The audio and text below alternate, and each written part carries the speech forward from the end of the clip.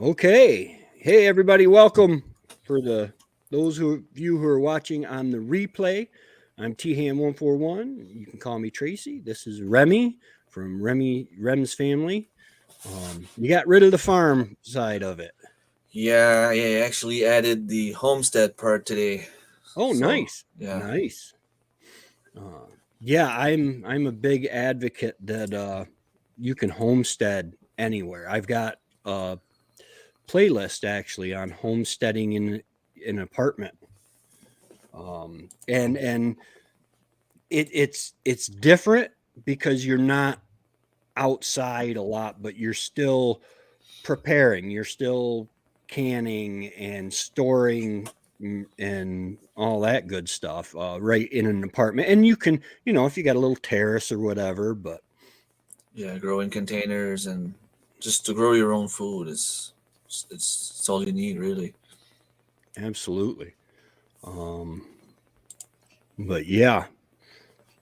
Okay, I'm just going to go ahead and get this out of the way with the drawing.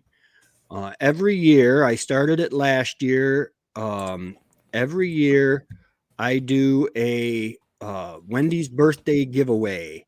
The drawing will be February 8th, 2022. I'm going to do it on a live stream. All you have to do to enter is enter me to tham141 at hotmail.com, and we'll go ahead and get that going.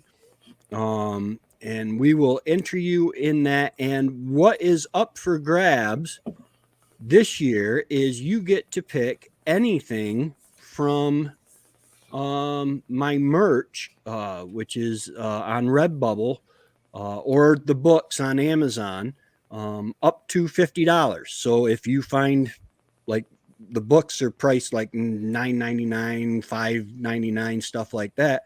So if you know do books, you could probably get five or 10 books. Uh, hey, back to Basics Homestead. Welcome. Hi, How's Annie. it going? And what is her first name? Annie. Annie. Okay. I am horrible with names. Little Yeah. Homestead on the. All right, Remy told you to come. All That's right. Marilyn. All right. Well, welcome. Um, I was just letting everybody know about um, my wife that just passed away. Every year, I'm doing a birthday giveaway for her, and all you have to do is uh, go to send an email to than141 at hotmail.com, and I will enter you in that. And if you would like to see the things, you can go to This Is My Shop in Redbubble, and there's $50 worth of stuff that you can get. No matter, if it's 10 items, it's 10 items. And then it's just T141 Homestead. There's no vowels in Homestead, at redbubble.com. And then the books, you can go right to my www.tham141homestead.com and see what's going on there. That's got should have just about everything on it. Okay, let me I'll leave that up for now. Yeah, we were just talking um about all sorts of stuff. Remy's rebranding. Um, it's Rem's family homestead now. Yep. Nice. I was wondering if I should just go with Rem's family farm again or just leave it at Rem's family, but Annie's actually the one that made me change my mind about staying with Rem's family because, like she says, Rem's family doesn't tell people much. So if people want to know what I'm up to, what kind of channel I have, it's either I put the farm at the end or the homestead. And since I'm not legally allowed to have a farm at the moment, I just added Rem's family homestead. Yeah. It's coming though. It's a project for for the summer there, I have other plans. So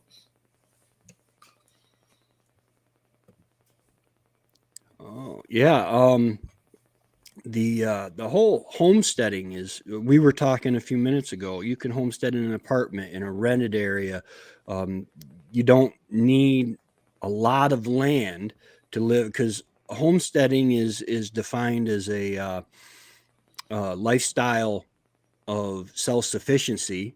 um, whether you're going to the store and buying in bulk and coming home and canning it in smaller portions. It does have, what do you call it there,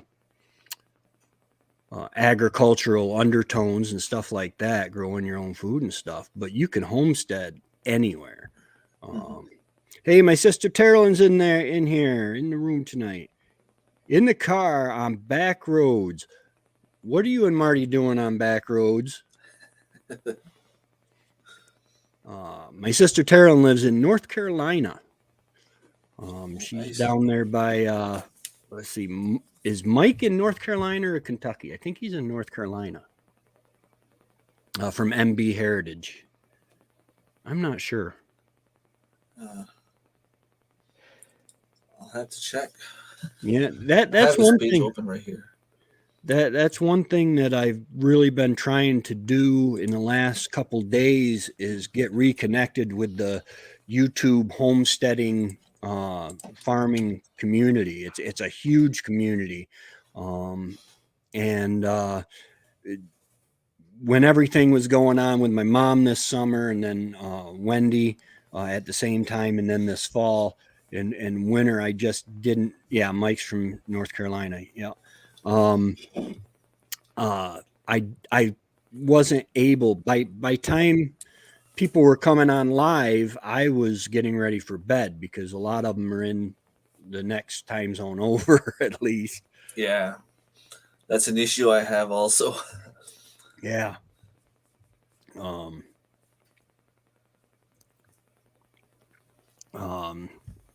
but yeah, it's I lost my train of thought again.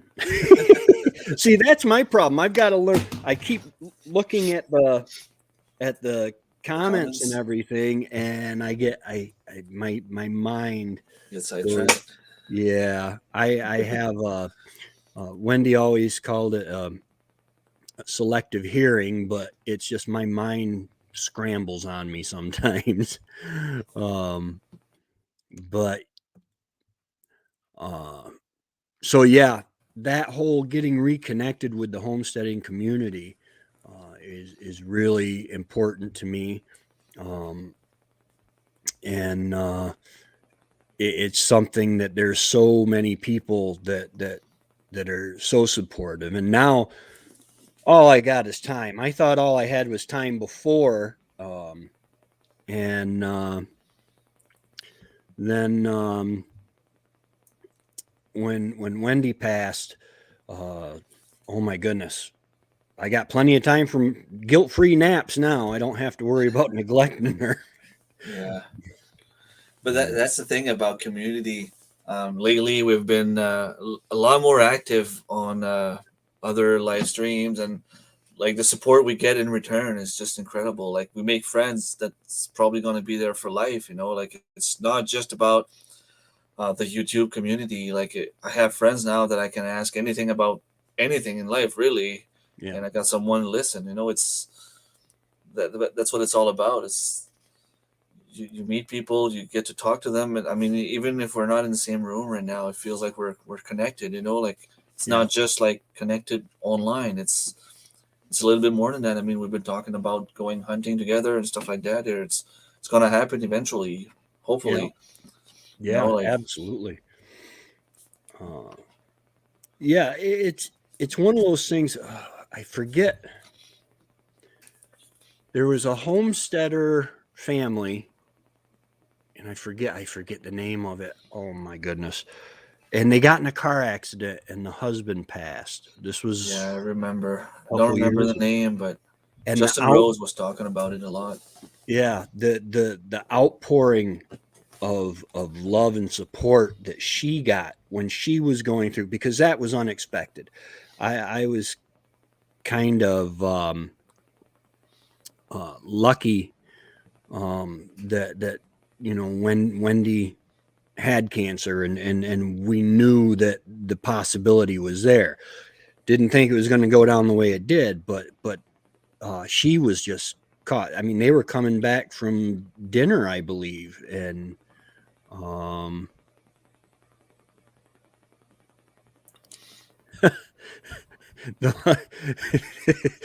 I told my boyfriend this week that those lives are my social life now. Yeah, That's pretty much it. absolutely. I mean, here we can't get out, so we have to Yeah, connect somehow.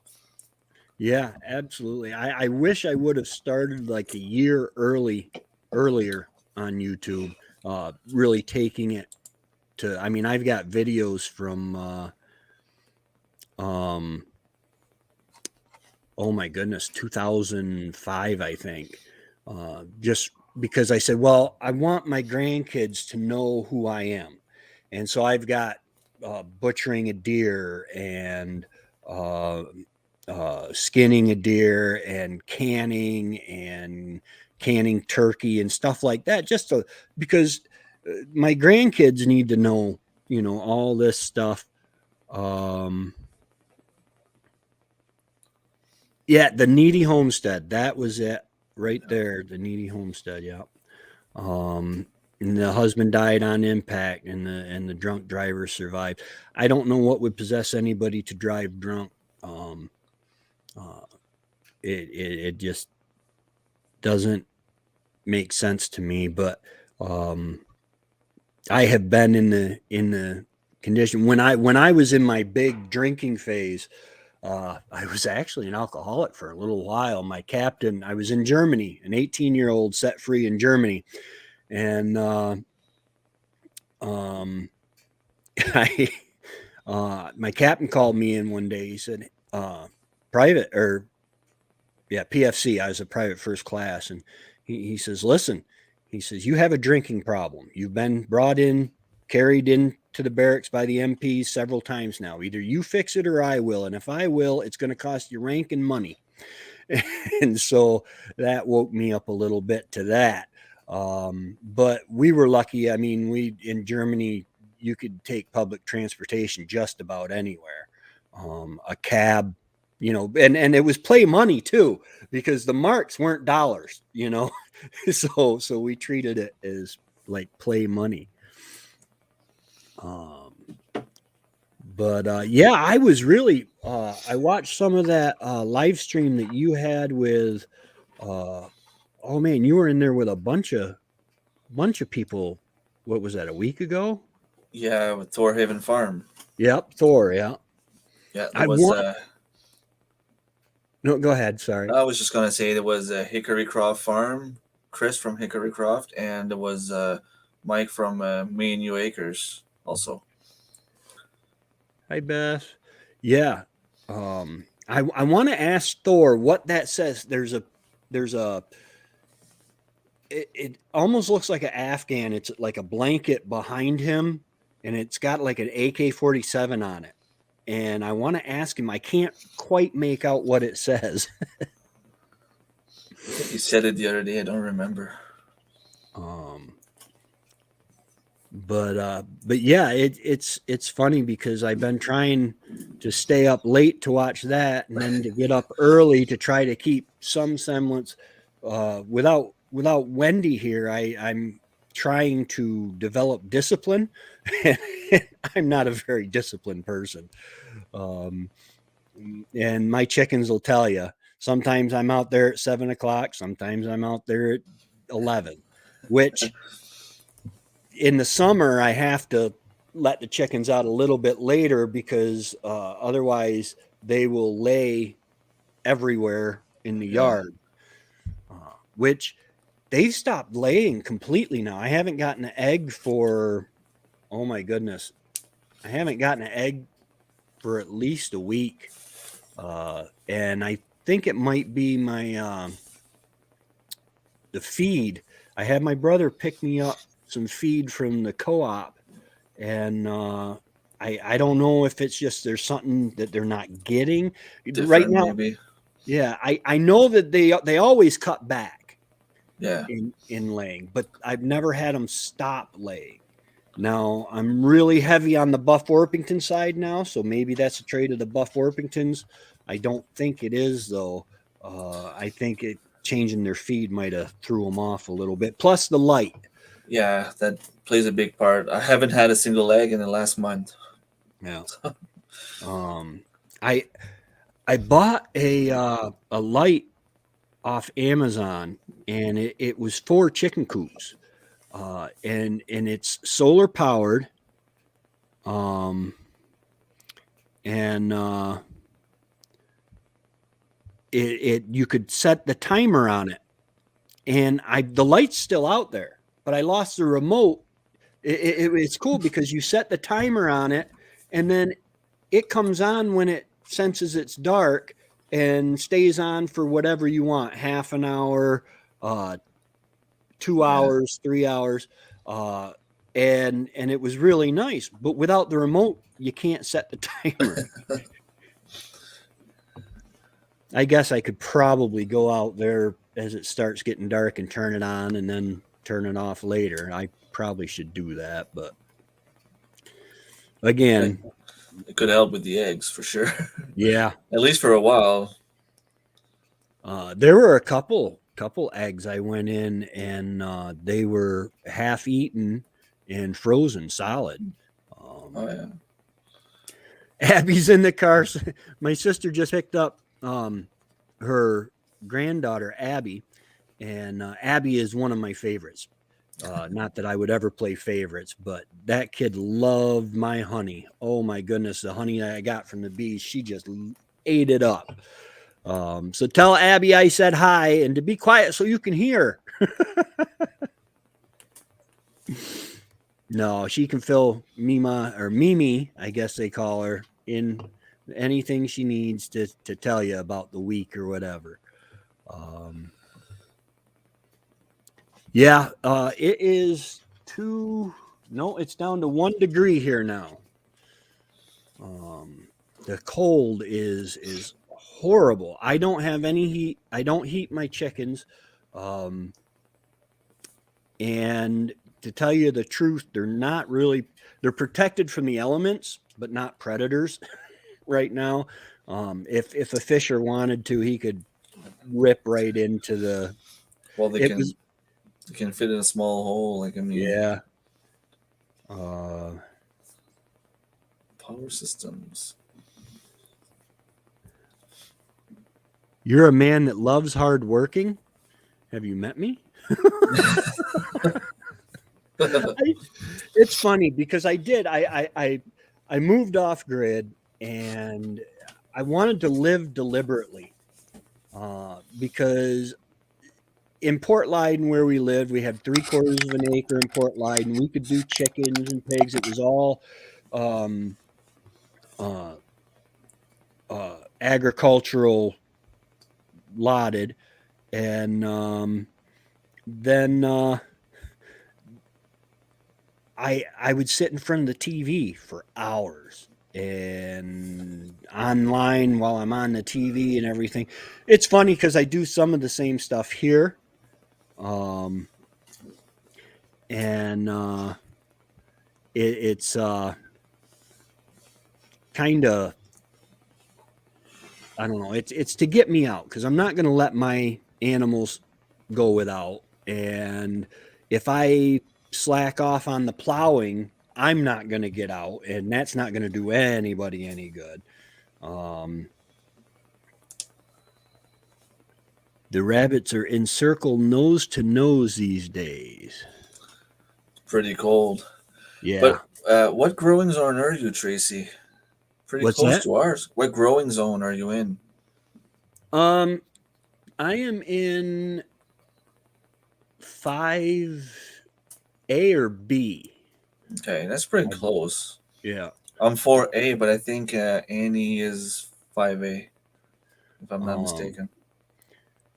Yeah. If I am right on the line because Tug Hill is so much up in elevation, I'm right on the line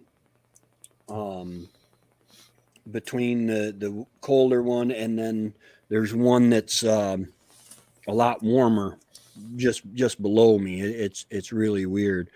Um, 55 degrees. Oh my goodness. Nice. Oh, and they're getting an ice storm, she said earlier.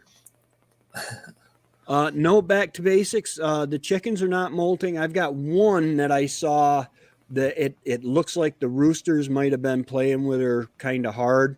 Um, but other than that, I don't think they're. Um, I don't think the chickens are molting. Um, yeah, no substitute for real sunlight. Absolutely. Um, it is craziness. But I don't know. A lot of people don't.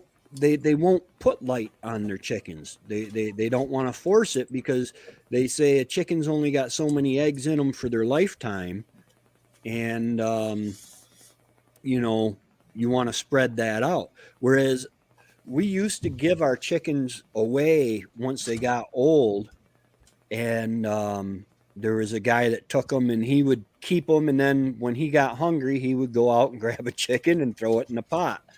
And I don't know, I got a little attached. The homesteader's rule broke in there, yeah. And not to mention that's a lot of work for just one chicken, to get everything set up to butcher one chicken and all that other stuff. But now I just let them live.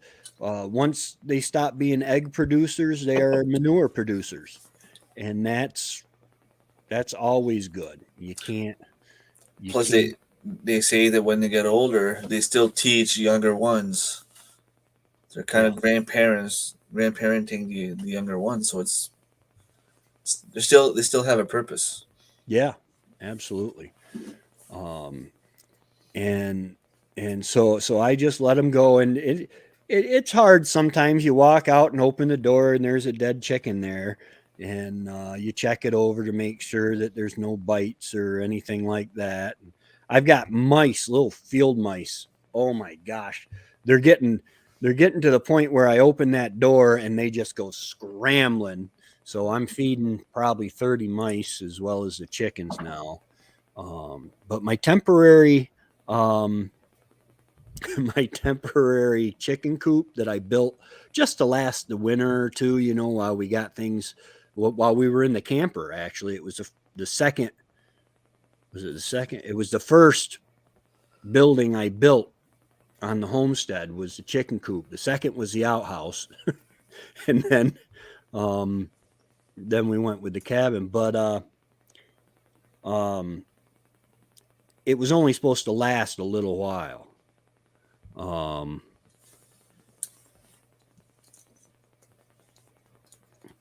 Hens need a job. Egg or compost? Yeah, I used to tell my friend Matt, by egg or by leg, the chickens are going to feed me. Well, I can honestly say I think we might have eaten one of our layers.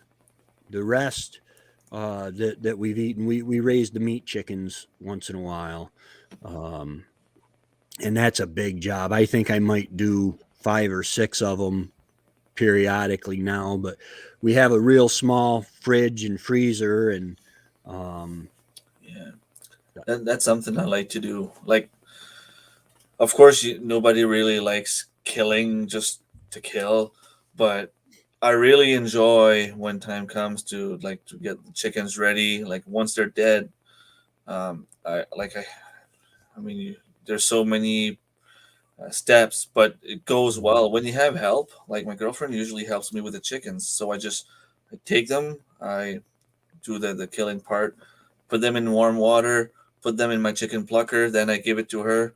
She'll do pretty much all the rest, and then I do one or two little steps at the end, and it's done. Yeah. It takes about Well, you can put a whole day, but you can butcher like at least 30 chickens in a whole day with two Yeah. people. So you fill up your freezer in just one day. Yeah. My sister-in-law on Someday Farm in Greg, they're not on YouTube with a channel. I've been trying to get. She is the one that inspired Wendy and I to really start taking the homesteading and the farming type life seriously. They just had in like 1 or 2 days they had 3 calves. They got a Highlander cattle, Nice. and uh and they're the ones that really inspire. She would go up to so many subscribers. Just her attitude, her demeanor, and her knowledge is just of how to do things. Canning, they can everything. In fact, she made I think it was either venison or beef stew and clam chowder. I think I saw her post on Facebook.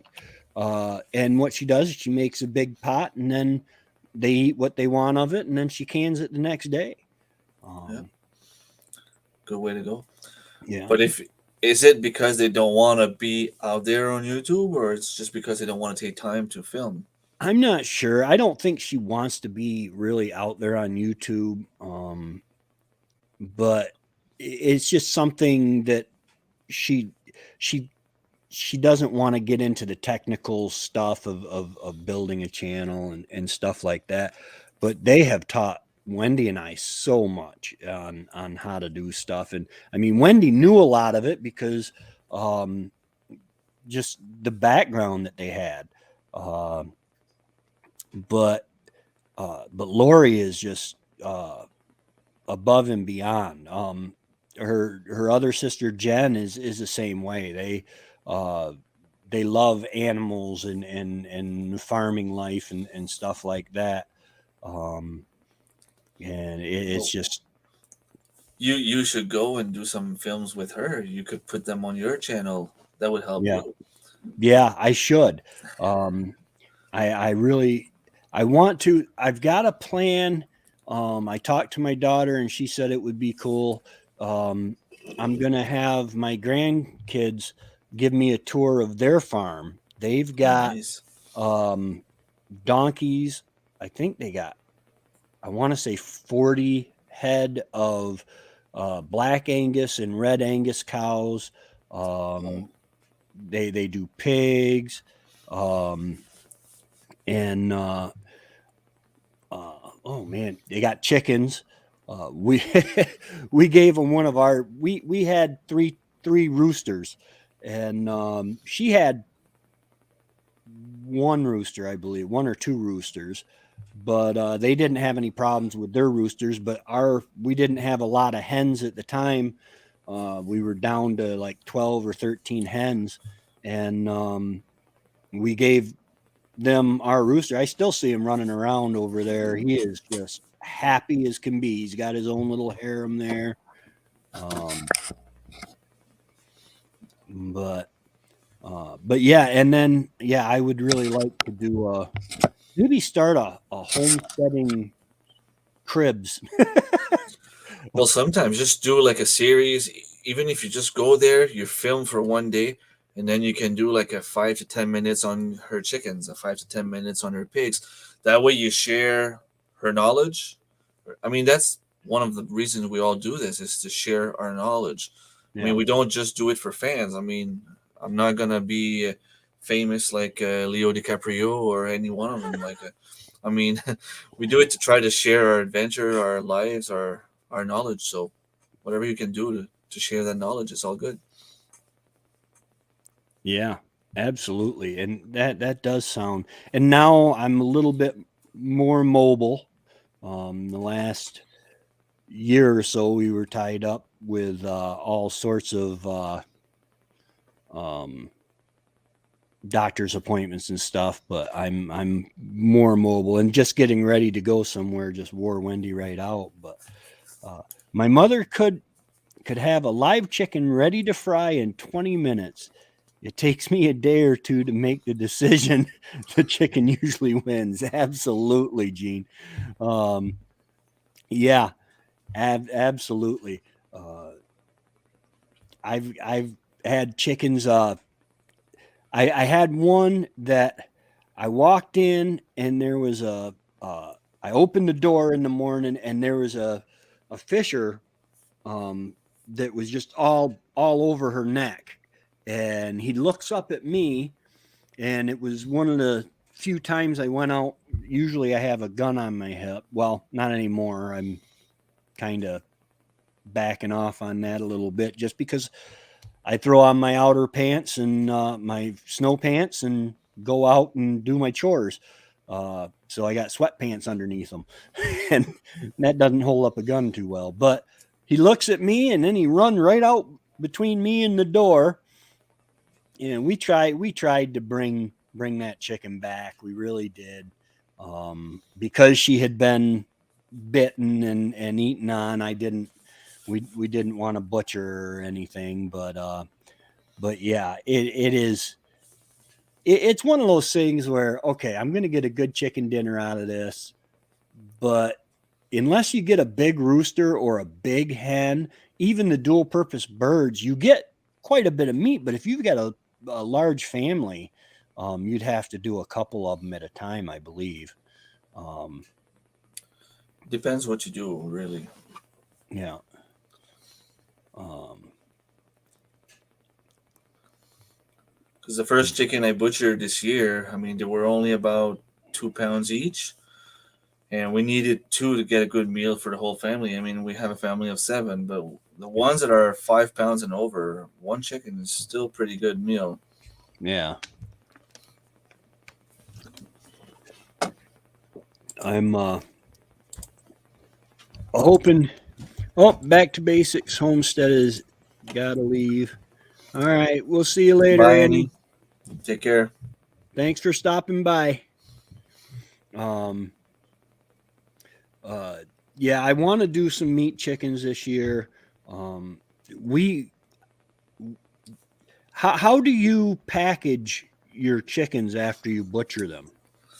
I purchased some of those shrink bags from Amazon. They're Yeah. they're not too expensive. Well, I mean, I think it comes down to a little bit less than $1 per bag, but it comes with like the straw and the zip tie and everything. So you just put it in warm water with the whole chicken with the straw in it, Mm-hmm. and then you just remove the straw and everything wraps around the chicken, so it stays good for as long as you want in the freezer, basically.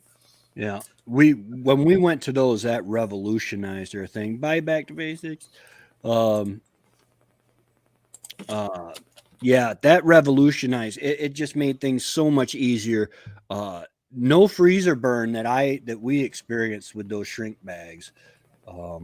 We didn't experience any of that, um, which was good. Um, my generator is messing up. My big generator that I just bought, the 9,000 watt. I was doing laundry the other day, and I looked in. I heard a beep, and I looked into the power room, and it had stopped charging. And then it did it the other day, yesterday, when I did a load of laundry too. Uh, it makes it all the way to almost the final spin, and then for some reason, I don't think it's a problem with the generator because I've got 120 volts coming at the extension cord right before it goes into the inverter charger. I'm thinking it might be a problem with the inverter charger, and that's not going to be good because the closest they got to what I have is, $700 or $800 now. It's expensive. Yeah. Um, it would be a good time to go to a 24-volt system, I guess, but um, which should last a little bit longer. Um, is my sister-in-law Beth still in here? I know she watches these from time to time. We were talking about butchering the chickens and stuff, and it just occurred to me she doesn't like knowing where it comes from, you know. She's a sentimental. She's and that's fine. That's all right. If she had to, if it came down to it, I'm sure she would make the adjustments. Yeah, it's But not for everyone. yeah, I have a coworker at work, like a friend at work. He keeps telling me, like, if you bring me a moose steak, I'll eat it, but you're not gonna see me there trying to kill it. You know, like he doesn't want to have anything to do with the killing part. He yeah. doesn't want to see where it comes from, but he'll eat a steak and like he loves meat. I mean, he Hmm. knows where it comes from, but he just doesn't want to be there to see it, and that's all right. I mean, it's not for Yeah. everyone. Yeah. My father used to tell me all the time that if you don't feel some remorse at taking a life, then you might have a problem. And well, of course, he knew he was. I could have very easily gone the way of the psychopath when I was young. um, but um, but yeah, it was. I always feel sorry for the animals. I do not like the killing part of it. I try to make that as fast and as painless for the animal as I can. But by the same token, uh, I like the idea of knowing exactly where my meat comes from, Yeah, how it processed, because we do process the meat. We don't process it as much as they do in the stores, but you know, we cut it up and stuff like that. But um, and it is just so cool, but it's sad because it's a way of life that is starting to dwindle. There are so many people that are literally have been brought up scared of guns, and um, the personification of animals like from Disney and stuff like that. I loved Bambi when I was young. I really did. I loved the movie, but I was also it was also explained to me that that's not the way animals were. Animals weren't people. Um, yeah, yeah, giving the best life before we could before that day. Absolutely. I raised pigs from May to October, and I try to make them as happy and as comfortable as I can. I'm going to try this spring to build another pig pen and shelter and everything behind the original so that I can rotate them, because it just gets so wet after they've been in there a while. At first, it's fine, but after they've been in there a while, rutting it up and everything, it just gets so wet, and there's no brush. There's nothing for them to root after 3 or 4 years of pigs being there. There's nothing for the pigs to root on, or grubs for them to dig up. They've all been eaten, and so I'm gonna try to get it so I can plant grass and stuff, which will help bring in the insects and the grubs and the bugs and the stuff like that, so that they have stuff to do. Um, Not that they really need it. Pigs are really easy to please, but I want them to have the best life they can. Um, you know, like with the chickens, we let our chickens free range. Now, at times it's dangerous. We've had some hawks that really got yeah. too way too well. I had one hawk fly right in the chicken coop, uh, Oof. and my new chicken coop. When I want to build a barn, an actual barn, and that way I can incorporate the pigs, the chickens, and maybe a couple goats, and give me a nice area to work on stuff uh, undercover. And but by the same token, this summer I've got to get new housing for the chickens one way or another, whether it's a barn or what, and it's all coming down to finances. Um, Yeah, sometimes you can find an old shed or something like that for like for really cheap. Does the job really. Yeah. My brother and I built a shed. Well, my brother basically, Trevor, he built a shed uh, for us in Port Leyden, and it was just a 12 by 12 shed, and I split it almost in half for chicken coop in one side and a tool room and shop in the other. It wasn't very big, but it will withstand. You don't ever have to worry about shoveling the roof because it's it's It's made solid. it's made very solid, very very solid. Um, and I think that was like $1,500 or something like that. Um, but now prices of lumber have gone up Oh, it's crazy. huge. I've Everything's going up. Yeah, I've got an Amish gentleman that's got a sawmill just down 26, and he last I knew he still had some pretty good prices. So I might be able to go ahead and start building on the barn, and if I do it in a pole barn, you have to have a support every, I think it's 8 feet. If you do 6x6s or something like that, and then I could put in the uprights, and then if I didn't have the money to close the whole thing in, put a roof on the whole thing, I could do just close in part of it Mm.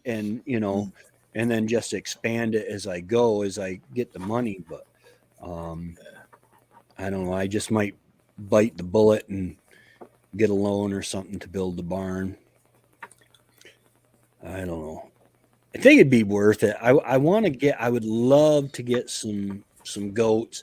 Trevor, my little brother, wants me to get some Dexter cows.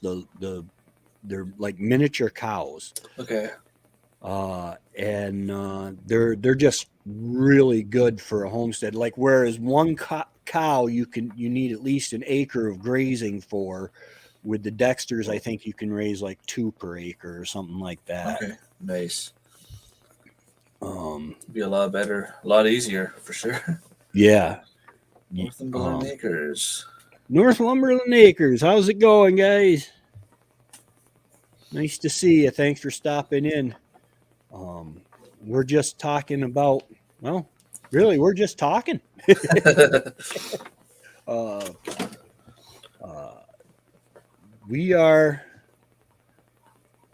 no, we're still at 1 degree outside, so that's something. We're having a heat wave.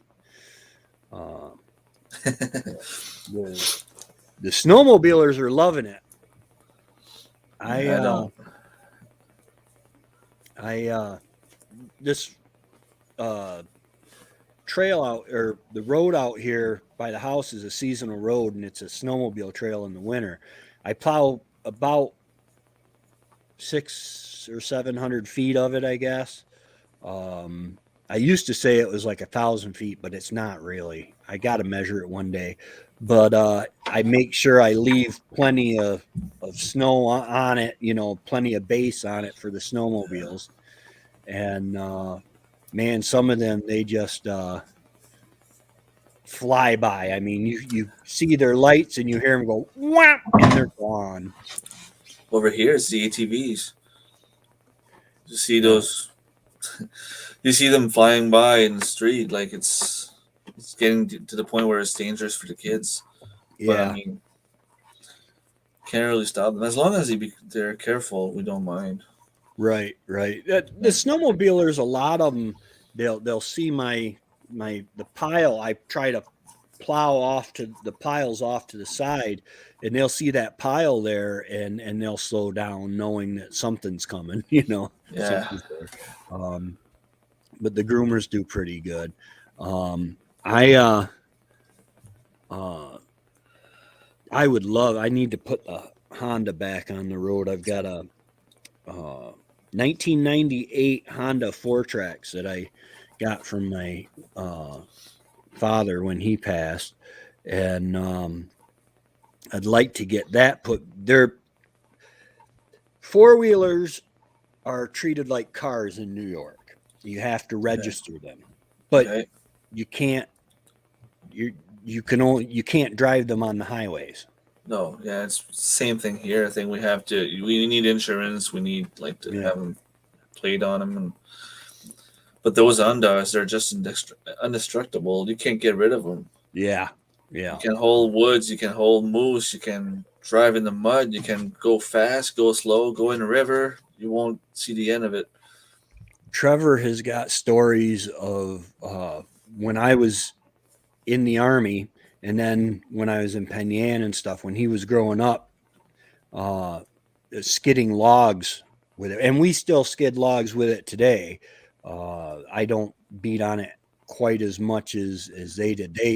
They really did some serious logging with it. Um, but yeah. Now he just moved up to side by side. He Nice. got oh, what is it? It's right on the tip of my tongue. It's a Yamaha. Kawasaki. What's that? Kawasaki. No, No. it Yamaha. Honda. it's Can-Am. no, it's a Yamaha. Oh, okay. Not a Razor. It's a oh my RMAX. That's it. Okay. And boy, oh boy, he went down to um, West Virginia and uh, rode on the trails they have there. They have an awesome trail system, the Devil Ants trail system, and stuff like that. And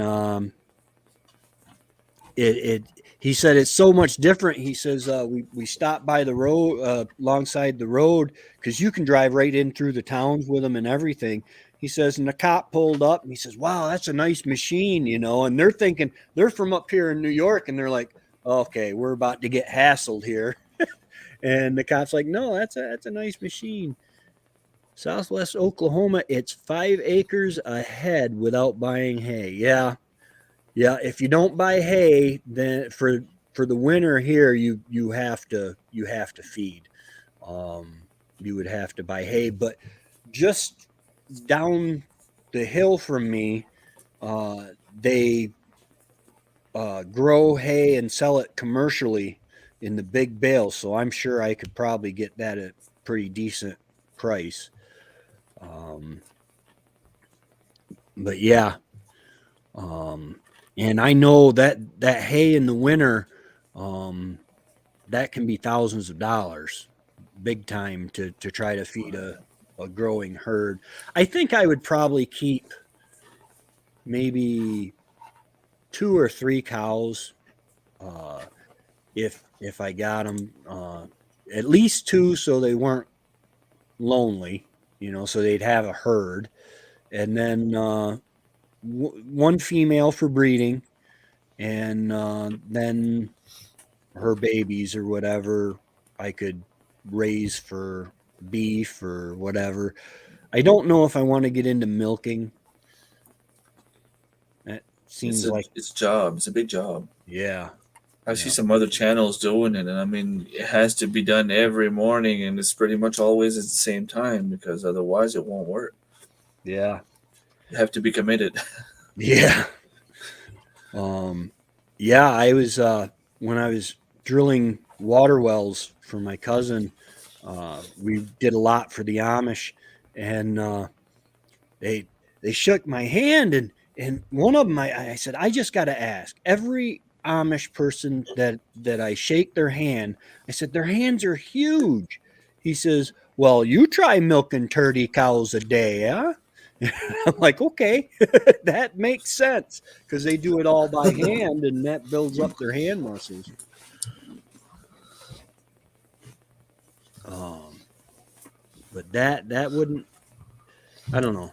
With the goats, I might try it at some point, but just to have the animals so that if things got bad, that I would know how to do it and take like with the pigs. I've done everything with the pigs except butcher them myself, and I've got books that would tell me how to do that. It's still always better to have someone there to show you. Like I did my Mm. my two pigs last year with my brother, and I had a friend come over and just show us the basics. For the first one, just put it up, do it that way. Like that's the way to kill it. That's the way to do it. And then you skin it that way. Be careful about the belly. Be careful about that part. And like I mean, we did the first one, and the second one was so easy. Like it's not something that's hard to do. It's just to know Right. where to cut, to have a good knife, and to know what to be careful. And it was fun. I like doing that actually. It's Yeah. fun. Yeah, it is. It's it, I don't I know this word that to be intimate with your food, it's not being sexual at all with your food, but to be close to your food, to find out, okay, well, here's where the joints are. This is how you get, that to have somebody show you how to do that. But once you start doing that, the grocery store just seems so impersonal. Yeah. Um, and go ahead. I was just gonna say whatever food you can bring in by yourself, whether it's for like from foraging, from farming, from gardening, I mean hunting, fishing, it's different. It doesn't compare. Like you bring something on the table and it was done by you. It's like you play hockey and you just won a game, like a hockey game where you won the Stanley Cup, or like it's an amazing feeling that you just can't describe unless you do it yourself. Like my parents asked me why I want to live this life, and it's not just because like the food is better, but it's Mhm. not just that. It's like a feeling of accomplishment. It's Yeah. doesn't compare. Like, Yeah. Um, yeah. There's something about being able to say I provided for my family, and if things go bad, which they may it's very starting. soon. Yeah. The other day I went to Dollar General. I had two things on my list: milk and bread. And I went to Dollar General and I got the milk, but there was no bread. They had absolutely no choices. I would have gone with rye bread, whatever. There was no bread on their shelves. So I said, okay, I'll stop at Stewart's, a gas station. Um, I went to Stewart's and all they had was hamburger rolls. Mm. And I ended up buying hamburger rolls, which they fit nice on a chicken. Chicken patty fits nice on it. I do buy the processed chicken patties because I can just throw them in the microwave. But and on a nice sunny day like today, I can run the microwave without starting the generator. Nice. Yeah, it's getting there over here in Canada also. Like I'm not gonna go into details with what's going on and the reasons. Everybody knows, Mhm. but I was told that about 30% of all like the workers, the truck drivers, are out of work at the moment. They're not working for quarantine or whatever reason. Mhm. So you remove 30% of all the working people. No matter at what point you remove 30%, it creates a big difference at the end of the line. You remove 30% of all the truck drivers, 30% of all the cashiers at the stores, 30% of all the butchers, the farmers, whatever. It makes a big difference. And today I was doing the grocery, and I knew I had to go early morning because it's the family allowance today, and everybody has money to go do the grocery, so everybody goes. And on some shelves there were no fruits, no veggies. I mean, there was a couple of things, but there was maybe like 30% of the shelves full. The rest was all empty. So Yeah. it's getting to the point where we have to start thinking about it if it's not already done. Like I got two freezers, they're full. I have like 400 pound of moose, so I'm still good to go. But you know I know it's not everyone's ready. We have to keep that in mind because tomorrow is not a sure thing. Like even if we think like in a whole different way, 3-4 years ago, maybe there was this big storm in peninsula over here, and for like 4 weeks they had no electricity at all. So the stores were obviously closed. Everybody had, like, I mean, community was good because everybody was just helping out. They were sending big trucks of firewood, food, clothing, and stuff like that. But you have to think about it. Like, if I was 4 weeks without electricity today, what would I do? Because it could happen. Freezing rain was the main cause, but it caused them 4 weeks with no electricity because NB Power could not even get there to go and fix the issues. There were so many trees falling down everywhere. It was just crazy. Yeah. Yeah, I can't imagine being some of these people that uh, take and pick up dinner on the way home every night. Yeah. It just doesn't make any sense to me. They can't, if your fridge is empty, uh, You you can't be know, they, guaranteed you'll eat tonight. yeah, yeah, and when you go in, like I went in and I didn't find bread. Okay, well, I did find the hamburger buns. They had 4 or 5. I bought 2 things of hamburger buns, which it's funny because Trevor and I were just picking on. Well, we were just talking and laughing about a guy walking out of the store with hamburger buns instead of bread, and then I ended up having to do it. But if worse comes to worse, I've got flour that I can take and make bread with. Mhm. If worse comes to worse, I've made bread on the wood stove before. Not Yeah. this wood stove. I need to do that, which I'm using wood really fast this year. It just seems with the new stove, I think I'm going to burn a little more because I'm using bigger blocks, even Yeah. though I'm burning it lower. But, but yeah, you got to be prepared, especially living up north the way we do. You can get snowed in. The weather can bog you down for days. I remember school uh, being canceled for several days when I was a kid uh, because of the snow and and the storming. It You got to have something to fall back on. Yeah. And I mean, when that happened, it got us, like, the whole family. We were talking about it. Like, I have an uncle that lives 2 houses down from where I am, and he told me, like, I have a garage with a stove, so if anything happens, I mean, half the street can come in here and sleep, like, with sleeping bags and stuff. Like, it's not perfect, but, like, there's no reason to be worried about not making it. Like, even my cousin told me, well, I'm diabetic, I have insulin, but it doesn't matter because insulin is good for 30 days, like, whether you Mhm. have it in your hands or in your pocket or in the fridge, you don't need a fridge. If you have food, though, that's the most important thing. Yeah. Put food, you can put it outside, put it in the cooler, put snow. I mean, you were stuck inside because of the snowstorm. So there's snow all over the place. Use it to your advantage. And it got us talking about what we could do. And, like, I know if I can't make it to my parents' place where they have a wood stove, I can make it to my uncle's down the road, like 2 houses from here. It's guaranteed I'll make it there. I mean, cross the road and Mhm. you're there. So it's not like it's a big crazy plan that I had to think for years. It's just, we got to think about it, and what happens if.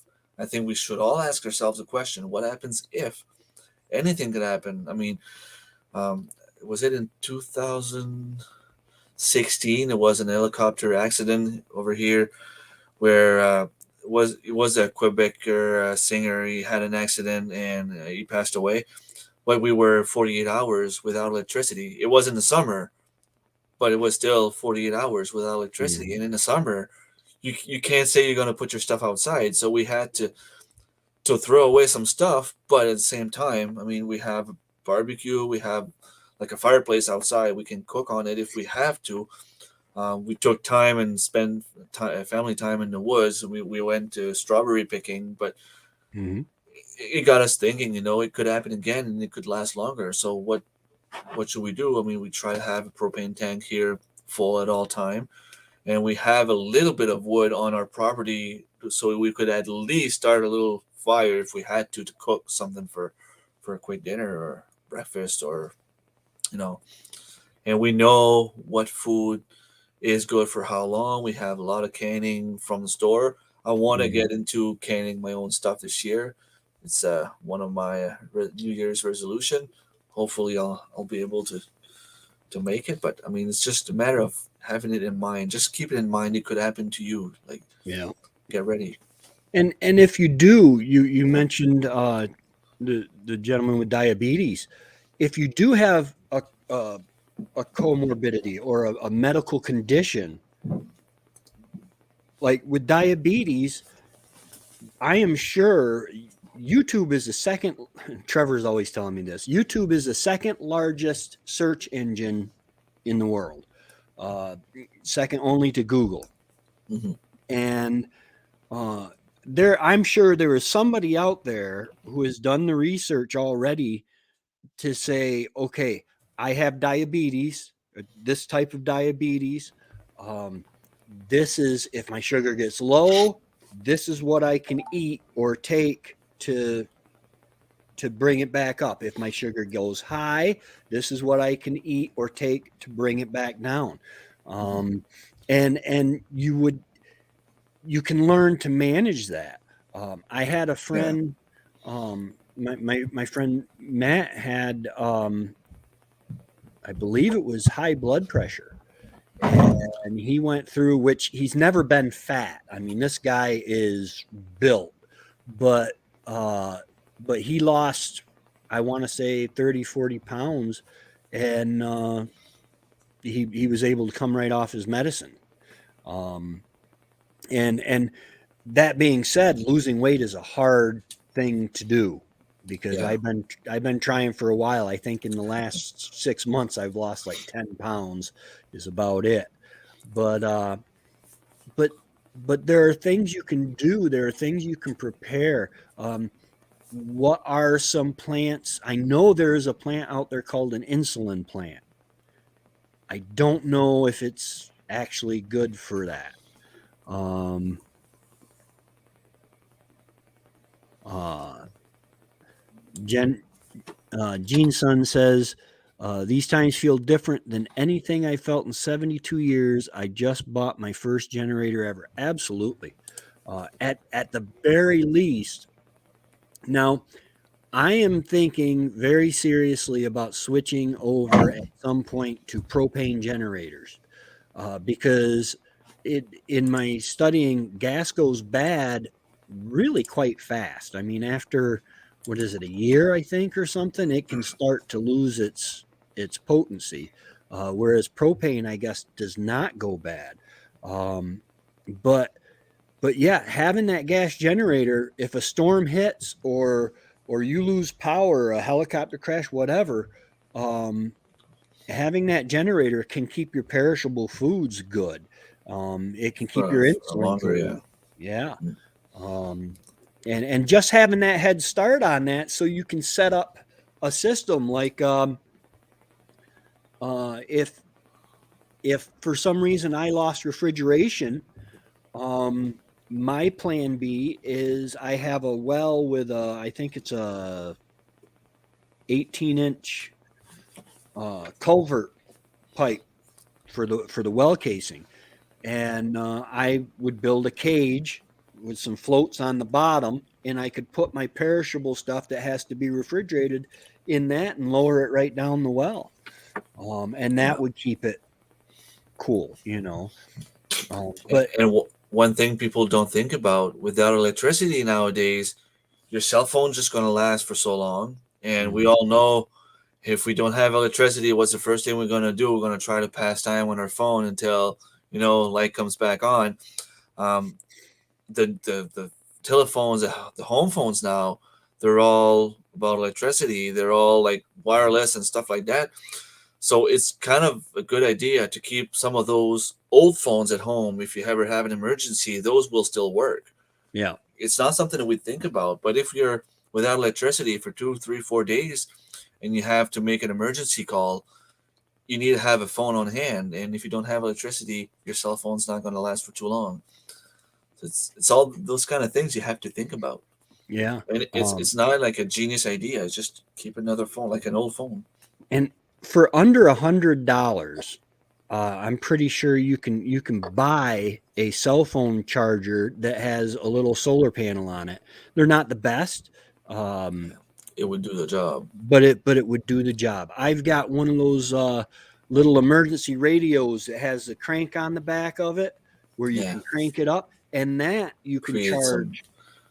You can charge a cell phone and stuff with it. But if there's no electricity at all in your area, would your cell phone still be able to reach the towers and get a signal going? That's Yeah. another question. Are the cell towers still going? Yeah.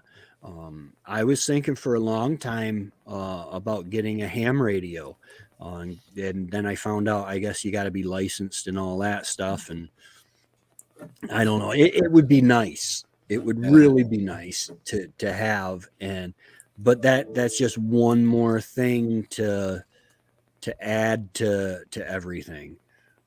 Yeah. But yeah, just thinking about, okay, what if, and I a lot of times I'll make my videos on apartment homesteading or any of the homesteading videos, and it'll make me think, oh, wait a minute, I do not have a backup system for this.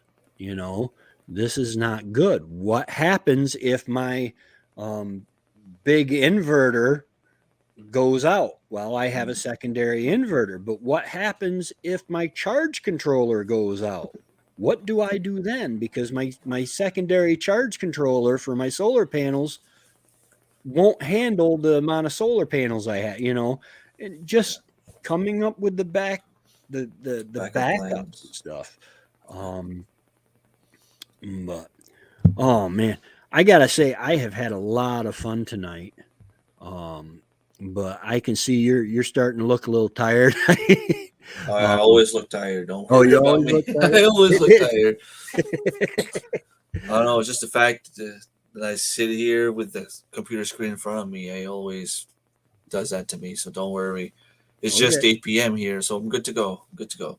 Okay, is that what you? Oh, you're 8 p.m. already? I'm 7:07. You're An hour wow, ahead. you're an Planet hour time. ahead. Wow, nice. Still early. Yeah. But yeah, and having those, well, then we'll keep going then if you want. That's fine with me. Sure, go ahead. I'm enjoying this. I tell you, sometimes I sit here and it is so quiet, and I'm just like, oh, it's so wonderful. It's so quiet. And then other times I'll be sitting here and it's so quiet, and I'm like, ugh, it is so quiet. Yeah. I'm trying to convince my mom right now that going off grid and moving into the woods was just as much my idea as it was Wendy's, because she's like, why don't you move back down to Port Leyden? And I'm like, no, Mom, this is the dream. This is what what Wendy and I were working for. And That's what you wanted. yeah, it's funny because her family thinks I pushed her, and my family thinks she pushed me. And honestly, we were right together on it. It was just something that, and I look back at the old pictures and stuff, and we were equals in work and everything until she really started getting sick there. But yeah, this is the dream. I mean, my mom still calls me thinking that I'm living just down the road from her and say, "Is your power out?" Like, Mom, if my power's out, I need to go outside and fix it, because Yeah. It's not the same thing. Yeah, National Grid ain't gonna come out and fix my power. But they did get they cleared some land, and they're gonna put a small house in up the road from me, right next to the main road. not well, and the paved road, and they put a telephone pole in there, a power pole. So, oh, Gene Son, thanks. I'm glad you enjoyed it. First live stream I've ever watched. Best to you and yours. Well, all right. I was getting a little premature there on closing us down, I guess, but but yeah, I'm so glad you enjoyed it. And I have a live stream on Sunday if you want to come. Just saying. what time are yours on Sunday? It's 9 p.m. my time, so it'd be 8 p.m. your time. We're gonna talk. I have a buddy of mine that's kind of a rabbit specialist, Uh-huh. so we're gonna talk a lot about. I'm gonna interview him a little bit and talk about rabbits, the pros and cons, and how to cook it, how to handle them, who can start, how to start, where to start, stuff like that. There. Yeah, I want to. Wendy and I talked about getting into rabbits because I came up when we were in Port Leyden. I came up with a way to. Their skin is so thin you don't have to tan it, and you can pickle it. It's kind of a pickling mixture, and you soak it in that. And I had a cased rabbit skin that I did, hare skin, and it lasted 6 or 7 years before Wendy said, "That's all dusty. Take it down. I don't." She never liked it because it creeped her out because it was cased, I guess. But Yeah, rabbit and hares, they really don't taste the same. right, Like my family, they're used to see hares, and they're like, no, I'm not gonna eat that. Well, that's rabbit, but I'm still gonna not gonna eat it. It's the same. No, it's not the same. It's more like chicken. It tastes like chicken. yeah, It's just a little uh, bit more stiff, but that's why I want to know how to cook it. yeah, There's some uh, tricks. yeah. Wendy and I, or not Wendy and I, but Matt, Trevor, and I went out one day and we had a awesome hunt. And I mean, we got 8 or 10 rabbits. I mean, it was just a wonderful day. And we saved the meat and we made is that New Brunswick stew? They call it the rabbit stew. Okay, Um, cool. uh, and we made a nice stew out of it, and we took it to church for the meal. We had a meal every month at church, and I said, "Boy, Trevor," I said, "you think there might be some hair in this stew?" And he says, "Yeah, Tracy, I'm pretty sure there's a couple hair in this stew." And one of the girls is like, "What kind of stew is this?" And we're like, "Yeah, okay." We let them know it was rabbit, and she said, "This is really good." We thought we were in trouble. We thought she was going to be upset, but no. She goes, "This is really good." Which Matt is an awesome cook, and Trevor's not a slouch himself. Um, Me, as long as there's a microwave or a pot to boil it in, I'm golden. Okay, yeah, makes sense. I'm just googling to see what the New Brunswick stew is. It's yeah, tomato base with beans, vegetables, and meat. Makes Oh, sense. yeah. I don't know if that's what you had, but it looks pretty good. I don't know what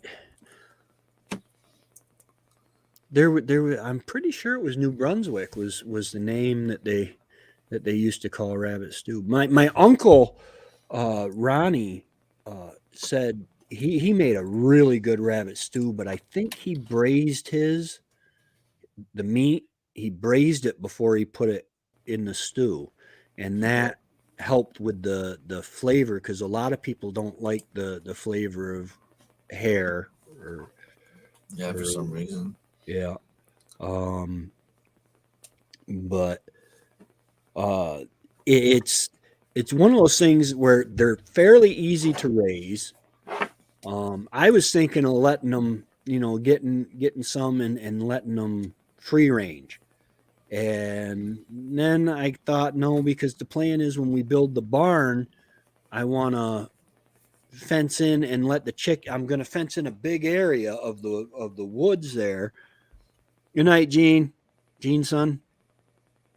And I want to fence in a good size area and try to keep the chickens in there so that all my little gardens, try to turn the yard into Yeah, yeah. more of a garden and utilize more area for that uh, without worrying having to fence it in all the time. You can't really do that with the rabbits though, because they can dig and they can jump. Yeah, They'll get out. But you can build like a rabbit tractor if yeah. you put fencing under it, underneath it. That would work. Now, can you mix rabbits? Because I know, I know I watched a video on it, and they said you have to take, is it the female and put her in the cage with the male, or the male and put him in the cage? I think it's a female, or Yeah, you might be. have to take the female and put it with the male because the female is more like territorial. She'll be more dominant in her space. But if you raise them together and put them in a tractor, I guess it would be okay if you eat them early enough. That's the eat thing. them early enough and had a spot for them to nest in, because you don't want to move the tractor and then have babies, Yeah, that's why you have to take care of them early enough so that doesn't happen. right? I think it's 12 weeks, 10 to 12 weeks, if not earlier. I have them all separated, so I don't really mind. When I'm ready, I just take one, I butcher them, and I put it in the freezer. But now the kids got attached to some of them, so I had to put them aside and keep them here, I guess. Yeah, my But mom. I lost one today, so Oh I'm man. gonna have to buy another one. It was the first female I had that had babies. So yeah, I'm gonna have to find another one, another female. Oh, It happens, right? Yeah, it happens, but it sucks when it happens, especially Yeah, when you got a good breeder, yeah. She was good. The first litter was she took good care of them, and I mean, I had 9 or 10. I don't know. I think I had 10, and I sold 2 of them, and I ate a couple, and I still have 6 or 7 left. Nice. And so now with the chicken tractor, as long as you take them early enough, they won't start mating until like 12 weeks or so, you said? Yeah, rabbit tractors. Well, that's what I think I've seen somewhere. I know what's their traditional homestead or traditional living homestead or something like that. They have a series of videos on rabbits. I'm gonna have to go and check it out again, but that's all questions I want to have for my buddy Jim on Sunday. Right. I'm kind of new to the rabbit farming also. I bought some little cage there, wooden cage last Mm-hmm. spring. Brought them here, and I have all the rabbits in their own little pen. So I'm not sure about what I should do extra. What else should I do, and when should I move them, or when should I split them? They were in the same cage for a while until they were 8 weeks.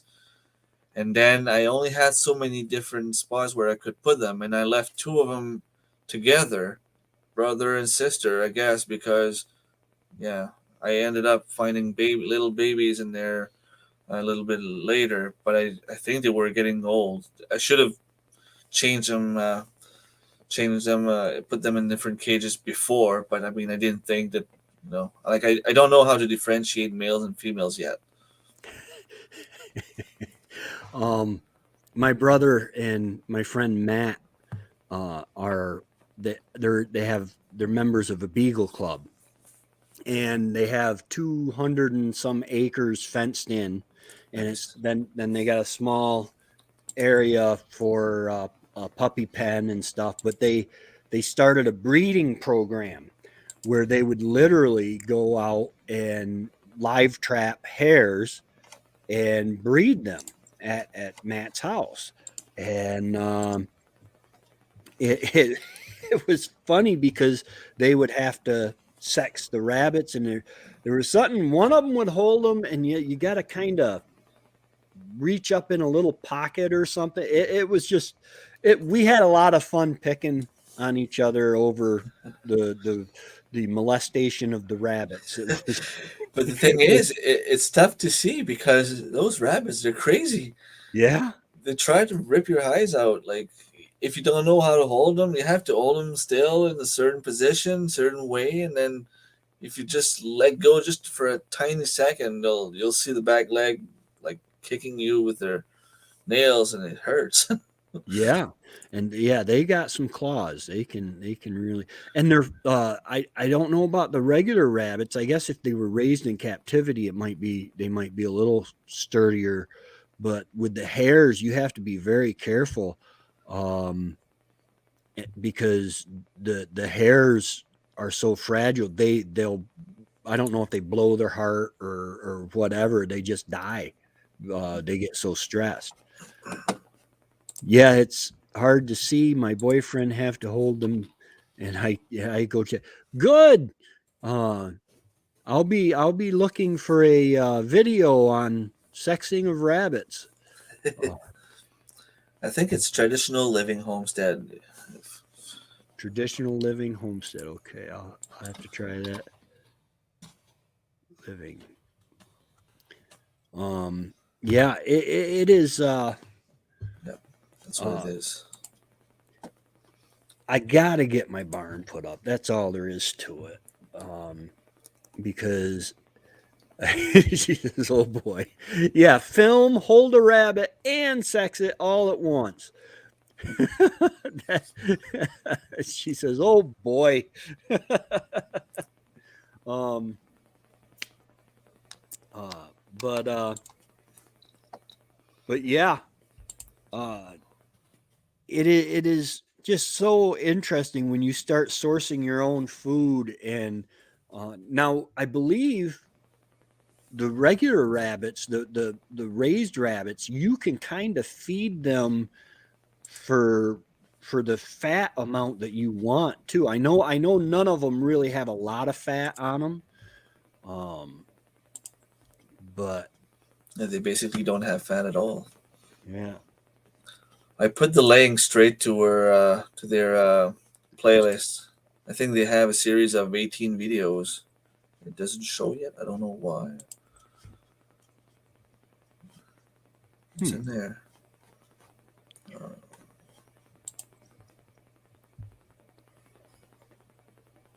The males have something coming out, the females don't. But the hole is so close, you have to clean to poo coming out before. Yeah. Yep. Maybe because it's a link, it doesn't want to show up in the chat. Hold on, let me I'll send it by messenger.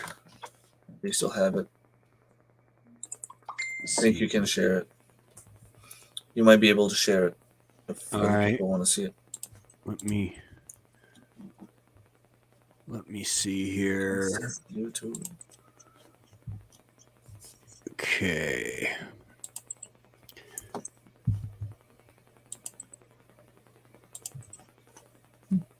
Messenger. I think you have to be a moderator to share a link. That's why. Oh.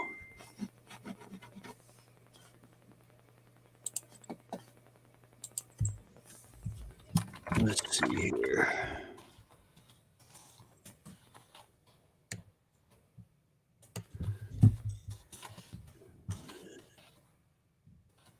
Let's see if we can. Yeah. Put it in there. Yep, it came up. Okay, so there's that link. I'll have to go check that out. Right now, I don't know why my computer's running slow. it's funny. I've got two 2 terabyte hard drives hooked up to it because we bought one for each computer, and I'm trying to keep as much off the actual computer as possible so it doesn't get slowed down. I I wish there was a way to make that click. Well, it's clickable in the thing. Yeah, But I know on YouTube it is. we keep brothers and sisters until we see one beginning to jump the sister, and once one is gone, the other try. We can take most of the mail out this way. Okay, so Good way to do it. Yeah, yeah, Helps you observe. yeah. I like being hands-on with the animals. In the winter, not so much, but I try, but with a full-time job, sometimes I'm not always there during the day, so it's a little bit more tricky. yeah, that is something that I have to keep reminding myself. And if I don't, then Trevor and Matt will remind me how blessed I am that um, I can do this without I have a steady source of income. Um, I I've been trying to get it where my books and my merch and stuff will make some money for me, and I did. I got a thing from Amazon KDP today. What is it, a 1099? But for taxes, I made $41 in 2021. Nice. And well, You don't have to pay much taxes. right. Well, the funny thing is most of that 32 of that, I believe, was my granddaughter wrote a story, and as a gift to her, I published it for her. So 32 of that was hers. Nice. But yeah, I decided that with that giveaway that I'm doing, I'm just gonna let people go to the merch to my merch shop, and they can pick up to $50 worth of merch or my Amazon books that I've got, and go up to $50 in that. And then next year, I think I'm going to try to have it a little bit bigger, a little bit more. You're gonna have more subs. Yeah. Oh yeah. I was pretty encouraged. I'm at 292, I think now. I think that's what it was when I checked earlier. 292. Yep. And the more it goes up, the faster it goes up. Yeah. Yeah. I was checking today. I think I made 56 new subs in the last 28 days. Nice. It's crazy. Yeah. Yeah. And it's funny because when everything was going on with Wendy there, what was it, November and December, I stopped posting for a while. I just didn't have time to make videos, and to be honest, I wasn't really concerned with that. I was just worried about Wendy. But it was still going up. My older, I'm trying not to get bottled into the generator niche because people love the generator videos. Some of my best videos were the generator videos. And so between the generators, the chainsaw, which I'm not really using the stuff too awful much right now. And with this solar system that I've got, I don't need to run the generator. I got to change the oil. I'm due on the big generator to change the oil. I think it's you run it for 30 hours or something like that, and then you got to change the oil to get any burrs or metal shards or whatever out of it from manufacturing. And so I've got to change the oil on that. Might as well change the oil on both of them. um, but yeah, it's one of those things that you just keep going, keep plugging Yeah. away. You find a topic or a video that does well, and you try to capitalize on that, and then eventually YouTube will figure out. They'll say, "Hey, these type of people are watching these videos, so we're going Yeah. to put it in front of more people." Um, I just hit the 30 30,000 views. Nice. Um, I think that was last week. Um, That's a lot. yeah, yeah, it surprised me because I remember. Oh, my light just died. That's okay. I can plug it in. But it surprised me because I remember talking. I had a conversation with, I think it was either Matt or Trevor, and they said, "What makes you think people are going to watch your life?" Because to me, my life is boring, you know. But they do. Well, sometimes it's not necessarily just the life. Sometimes people want to see something else. I was talking to my coworker yesterday, and like I was telling her, we can't travel right now. And I said, what I do, I go on YouTube on live streams. I talk to other people like we're doing now. And she's like, yeah, but that kind of makes you travel without really leaving your home. And I think that's the thing. People see our lives. Like, I mean, my life is not like yours. I mean, it's nothing different. Like, I mean, I go up in the morning, I go to work and come back home. I take care of my kids, my garden, my little homestead here. I guess people like to see what's real. And I mean, when you watch TV now, the most popular shows are all reality TVs, Yeah. reality shows. So I somehow this is what they want to see. They want to see something real, and that's what we're giving them. Yeah. And some of the best shows that I've seen, um, even in the reality TV, Alaska: The Last Frontier, and after the first 2 or 3 years, I think that the producers start saying, "Okay, we need to spice this up a little," and they get in there, and it takes away from it for me. But Yeah, little homestead by the beach, I absolutely, you keep plugging away, you will be there. That is the key, is just doing it long enough so that YouTube can figure out what kind of people to put your videos in front of. You definitely yeah,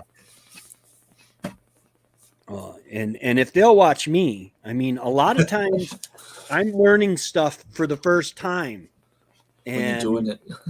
yeah, I'm learning how to do it while I'm filming it. And uh, oh, she's a month old, or they're a month old. Are you a male or a female? I just don't want to call you she or he or Female. Her name female. is Marilyn. Maglen, Marilyn. Mahilen. Okay, yeah, no pressure. That's the thing. Enjoy the process. I found is um, when you enjoy the process.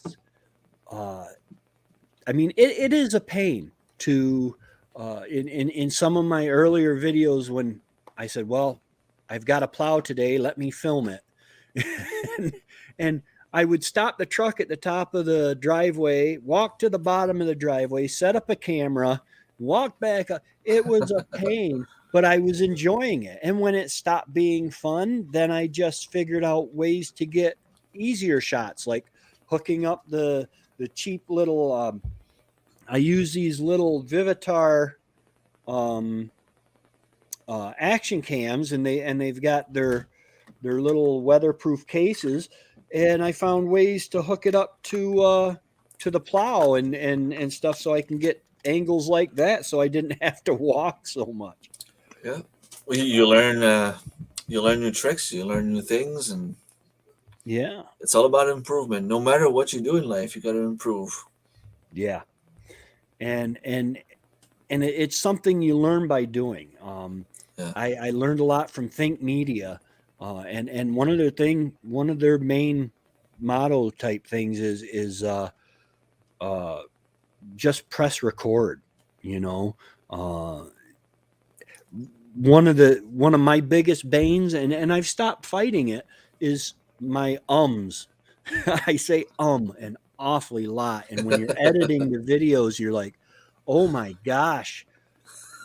And I was making a video, or I made a long video for I started a sister channel a while back, and I'm doing a Bible study on it, and I, I did this long video, and I'm busting it up into 5 or 10 minute increments for a series, and oh my goodness, I was gonna do it live. I'm glad I didn't try to do it live because I'm cutting out so many little clips I got to cut out of yeah. When you split your video and you're down by 50%, you know you're saying it a lot. Yeah. Well, that light ain't gonna work. Oh well, we'll just go like this. Sorry, I'm kind of in the dark. Well, no. Yeah, Uh, I think that's it, Marilyn. Just go ahead, start filming, and start doing what you like. Someone somewhere will like it, and mm, YouTube eventually will figure it out and send it out to those kind of people. yeah. Um, eh, Don't yeah. go out there trying to please anyone. Don't try to bring people to you. Just bring your content to them, and they'll come. Yeah. Um, learning the how to read the analytics and stuff really helped me. I was getting the hockey sticks in my audience retention. Um, pumpkin seeds, supposed to be pumpkin seeds. Oop.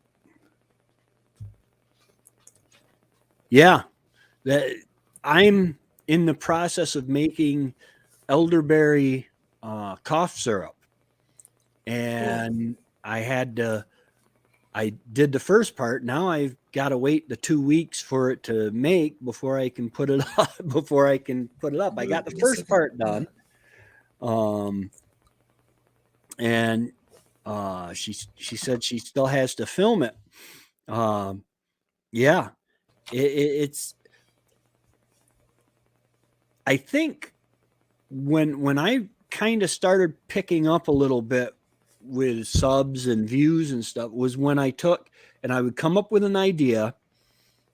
I would envision they say to make the thumbnail before you film the video, but I would envision the thumbnail and what the video was going to be, and then I would shoot the video, then make the thumbnail, um, and it really started picking up when I paid attention to detail. What was working. TubeBuddy helped me a lot.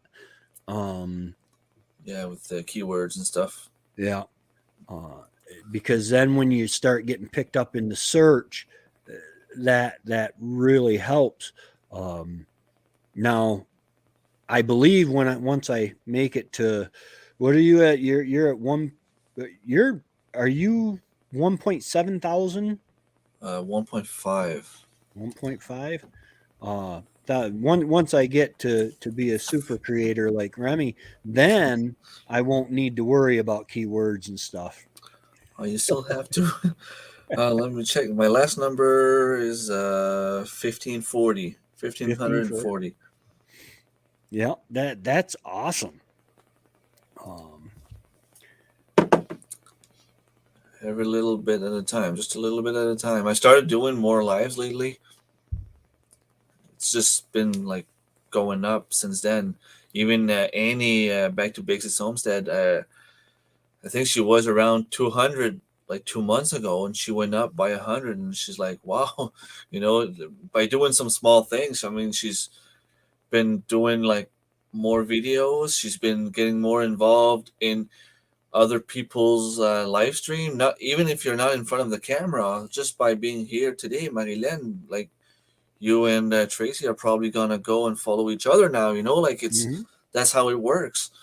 Um, you start talking to Absolutely. other people, and then you just make new relationship, new friends.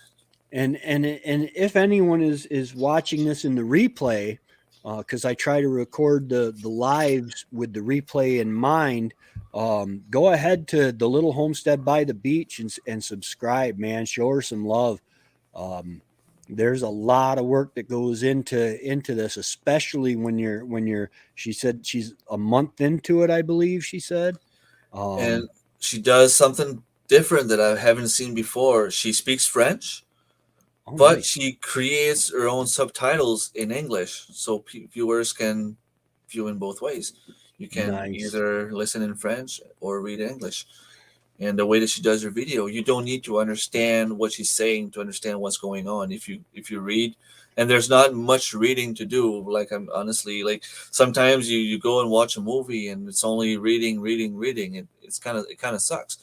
But the way that she does her videos, I mean, you can just see what she does, you know, her intention. So she's gonna make it. I have no doubt she's gonna make it. Just keep going. Yeah, keep plugging away at it. I was watching a live from Quebec Homestead. Yeah, I, Mallory. yeah, and she's got a French channel and an English channel. See, I wish I was bilingual. Uh, I speak a little bit of German, um, a tiny bit of Arabic, mostly for the war's sake. So I won't. That doesn't come in handy anymore. Um, Annie that was in here earlier has a French channel also. yeah, and It's tougher on them though because they have to do, like, if they want to have one video per week, they have to do two. yeah, I was thinking about it for a while, just go French. I mean, I don't think I'm so bad in English. Like, I mean, you can probably see that it's not my main language. Uh, but go French, like, to go on a French channel. I mean, it's just to do everything in double, and I didn't want to go there. I'm glad just doing the one channel. And yeah.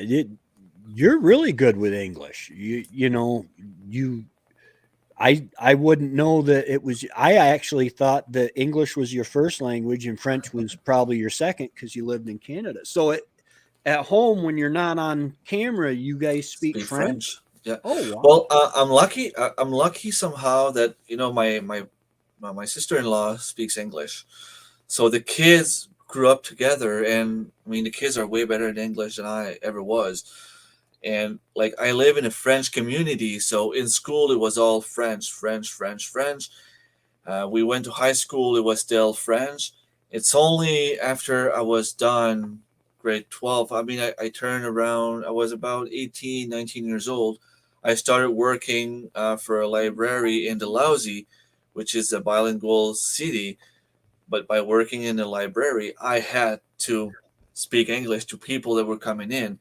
And then I started working as a web programmer, and my boss was English only. So I had to learn. Um, I don't like to say the hard way because that's the best way to learn is to just go out there and do it, you know. Yeah. But I guess it developed some skills, and yeah, Yeah. uh, I work Uh, in a bilingual hospital, so we have to do both. right. Uh, I actually think that's really good. People used to, well, in Europe, I've been watching oh, what is it? Outlander at night. It's about Scotland and stuff, and Yeah. the guy speaks English, Gaelic, French, and he just came out with a another another language that the guy speaks, and I used to play soccer with a guy who was living on the native reserve here. He was from Peru, so he could speak Spanish, French, English, Mi'kmaq, the native language. And I think in total he was able to speak six languages. I mean, it's amazing. yeah, I wish I could do that. I mean, I've tried on Duolingo to learn a little bit about Spanish, but Yeah. It's not coming. I know a few words. That's it. Yeah. It is. It's funny because in high school I failed English. Uh, and my father's like, "You speak English. How can you fail English?" Uh, Yeah, English is not as hard as French because you speak English. Um, the words, if you have like the plural of a word, is pretty much always the same. But mhm. in French, sometimes you'll have to put an S. Sometimes it'll be an X. Sometimes you don't put anything. Sometimes the word change. Like you have a horse, horses. In French, it's cheval, chevaux. You know, like it changes the word. So Right. someone that's never spoken French, I mean, well, they say that it's one of the most difficult language to learn, and I get it because people come out of high school and they'll make so many French mistakes they can't speak and they can't write in French. Yeah. But it's also one of the most beautiful languages. I mean, it just flows when Yeah. someone's speaking French. It just flows. I really enjoy it. My niece Kristen is a Spanish teacher, and she lived in, I want to say, British Columbia when she was a baby. And when she moved up here and started school, she convinced some of her teachers that she didn't speak any English. She would just speak to them in Spanish.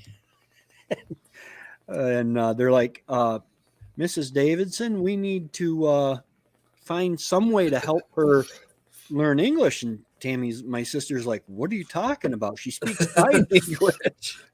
Well, it's a good thing, I guess. Like my daughter was playing baseball. I think it was like 3 years ago, and my sister-in-law's daughter, they're the same age, so they were on the same team. So she speaks English, my daughter's French, and when they're together they want to learn. So my daughter was speaking English and she was trying to speak French, and the coaches were there are, of course, around here everything's bilingual, so you have to be bilingual to be in a position like that. And he was actually speaking English to my daughter and French to the other girl. And after a while I told him, I said, she's French, she's English, and you couldn't believe it. Like, wow. But it's special. I mean, like you said, it's a good thing, I guess, that you can have two different languages, especially for us, because I mean, English is the main language in the world. So if Mhm. we're born French and we can't speak English, I mean, we're not going to go anywhere. Yeah. And that's one of the reasons I went with an English channel. Because if you want to grow, I mean, it's all right if you want to stay small and have like maybe 2,000 subscribers or 3,000 subscribers. You can have a French channel and it's gonna work out. You're gonna have some fun. But you go for the maybe, maybe I'll make it big, and you never know. I mean, I don't think I'll ever be rich off YouTube, but you never know. I wouldn't have that many subscribers if I was a French only channel.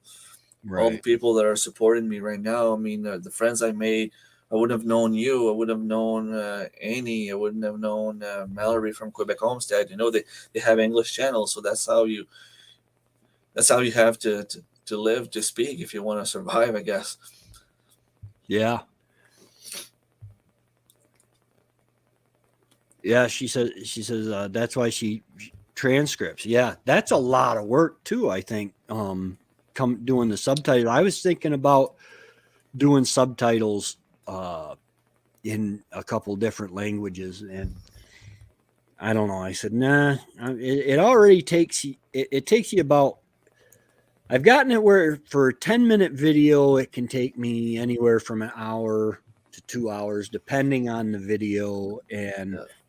how dedicated I am when I film it. Yeah. Because a lot of times I'll say, okay, cut that last right while I'm filming it.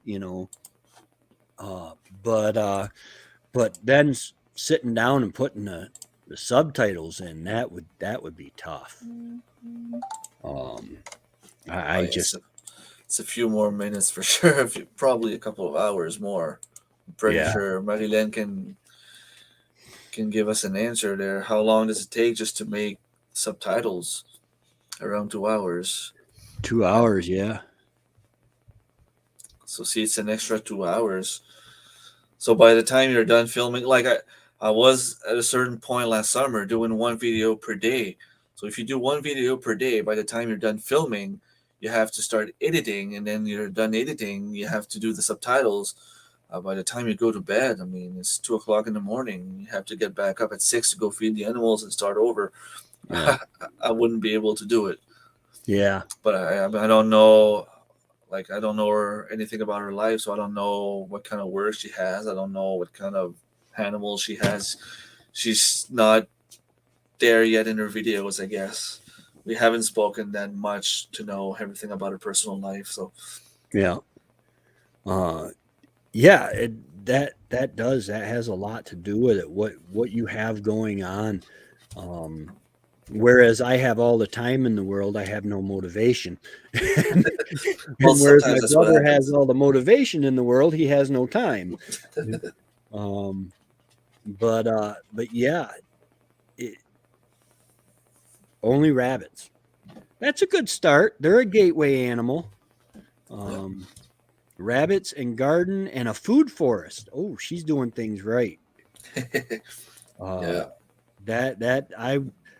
I've got an orchard planted. I got a small orchard. It's not laid out the way I want it. I've got to clear.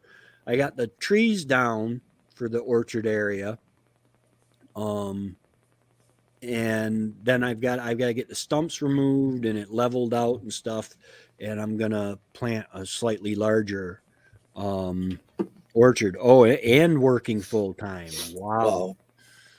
Wow. Um, and I'm hoping to get everything moved back. I'm hoping to start seeing some fruit. This is a second year with most of the trees. So I've You got should start apple. soon.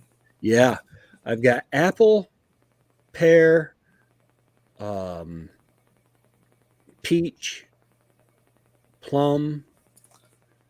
Um, Raymond Williams. Hey, Raymond, how's it going? Welcome. I think peaches are zone 5 though, right? 5 or 6. Like you're probably the last zone that can have them. I don't think Yeah, I can grow peaches here. yeah. Um, It'd be nice though. yeah, these are a northern.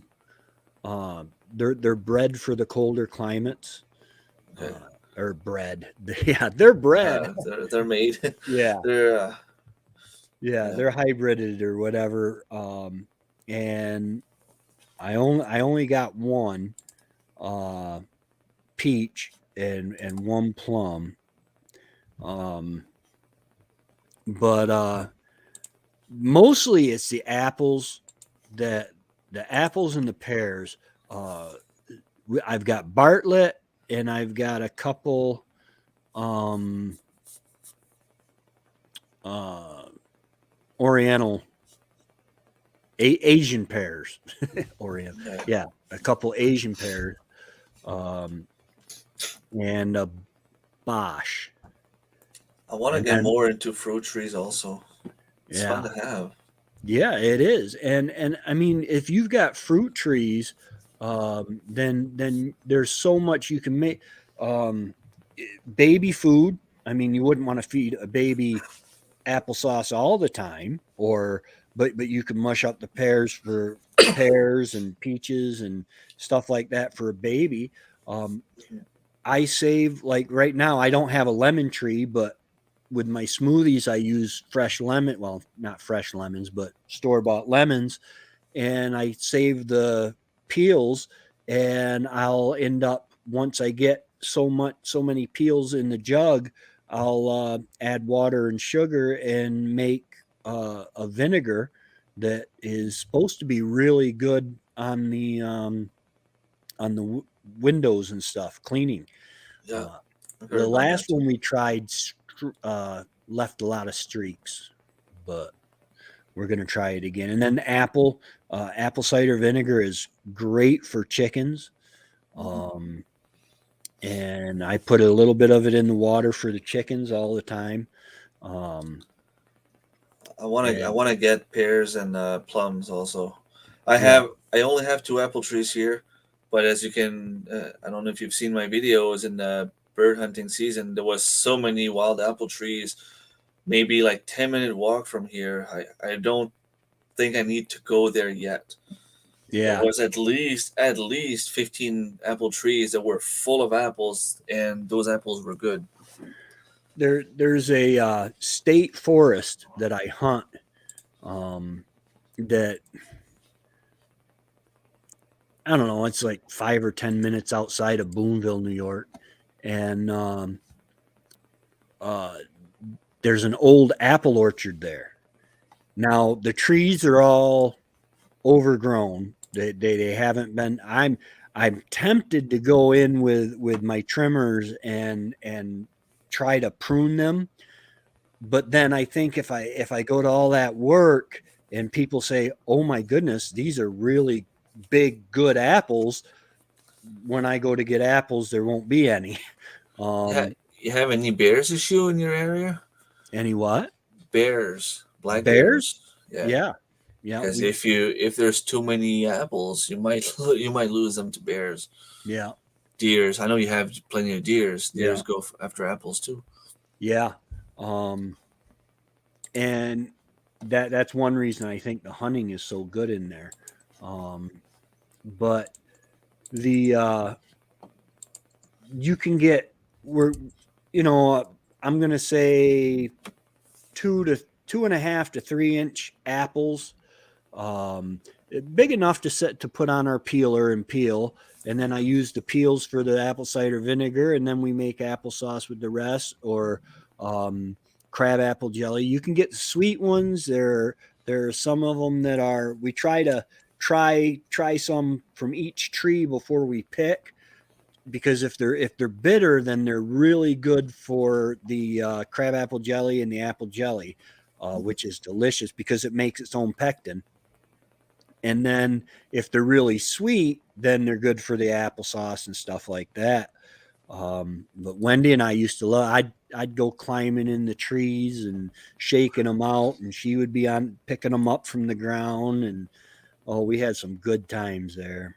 Um, but yeah, it's the resources that's one of the things. I did a video on apartment homesteading, and I kind of concentrated in a suburban or urban area. um and hey, welcome heirloom permaculture and preparedness. We getting some gardeners in here. um there, but uh but and I did that kind of on the whole subject of finding your resources in your area. Where can you get fresh water once the water tower is out? The first thing that you should do in a city when the power goes out, if you don't know how long it's going to be, one of the first things, fill your bathtub with water. Um, it it should be drinkable. Um, or at least your sink, so you will have water, because as you use that, most of them are up in a tower. Most of the water is stored up in a tower, and if there's no electricity to pump the water up there, then that's going to run dry after a while. Yeah. And the different things, knowing where your resources is. Where are the apple trees? Where are the pear trees? I know there are some cities that have taken to planting fruit trees beside the road and in the Roads. parks and stuff. Um, and That's a and good idea. yeah, it is. You could feed a lot of people that way. Right now, the whole homeless um, situation is like out in California, in the nice weather states. It's getting kind of out of hand because it's kind of being encouraged, but you could help a lot of people by just doing that. If you're going to put trees in, why put maple trees in where that you need specialty tools and everything to tap? Um, and then you can plant fruit trees. You know, I used to love to. I found out I was trespassing, but uh, um, you go into the apple orchard, or not the apple orchard, the orange groves in Florida. I used to go with my friends, and we would pick some oranges, and we didn't weren't picking them for any reason other than we wanted to eat an orange. There's Yeah. nothing like an orange straight from the tree. I'm Lots sure. of drinking water sitting ready in your water heater too. Yep, in your water heater, unless you use the tablets for to clean your toilet in the back of your toilet. That's clean water. Um, yeah, know where your resources are and have. We've got Mullen. When we cleared this land, it was a wood lot, and in the last couple years, we've got heel all growing, mullen that we didn't plant, just starting to grow. I've got I believe it's a red elderberry tree or bush that just started growing this year, which is really cool. Um, And the thing about that, when you think about it, um, the it's a little investment by the government really to put some fruit trees. Like we were saying earlier before we got on this live, here in New Brunswick, I mean, in Canada, healthcare is paid for. So mhm. if government invests a little bit of money on fruit trees, there's maybe not right away, but on the long run, it's gonna make less people go to the hospital for different health reasons. If you give them some good food, some healthy food, they're not gonna get sick as quick, and Yeah, it's an investment that you can make to save money on the long run. Plus, you help those people, yeah, absolutely. and you can plant. I mean, strawberries under your apple trees. There's so many things you can do. Yeah, I do the back to Eden gardening here, and with my orchard, I want to put a nice thick layer of wood chips. And Paul Gauchi does the back to Eden. That's where I learned the back to Eden garden. And he plants squash under his trees and potatoes and stuff that you're not supposed to be able to grow next to each other, right next to each other, because with the wood chips it evens out the pH. So um, It's all it's good things to know. yeah, yeah. Um, and that's a pretty he's a really interesting guy. He was having problems with his fruit trees, and he was walking in the woods, and he was talking to God, and he says, God, these trees don't need any special attention. Why Yeah. are they doing so well? I got a drought. I'm having to sprinkle my garden or my orchard because we're in a drought. Why are these trees doing so good? And he says, wait, the ground is covered, And a couple years later, he was working in the garden, and he had the chips on his orchard, but he was still tilling his garden, and he would get down a couple inches with his hand, and it would be hard as a rock under there. And he said, God told him, he said, now go try digging in your orchard, where he had the uh, wood chips for several years. And he was able to dig down with just his hand up to like his elbow. And he said God told him that works in gardens too. 6 years later, he figured it out, but still, um, because I have a real clay, hard pan soil here. Yeah. Um, they call it Tug Hill clay. It is just in a class all by itself. But this year, um, I'm going to really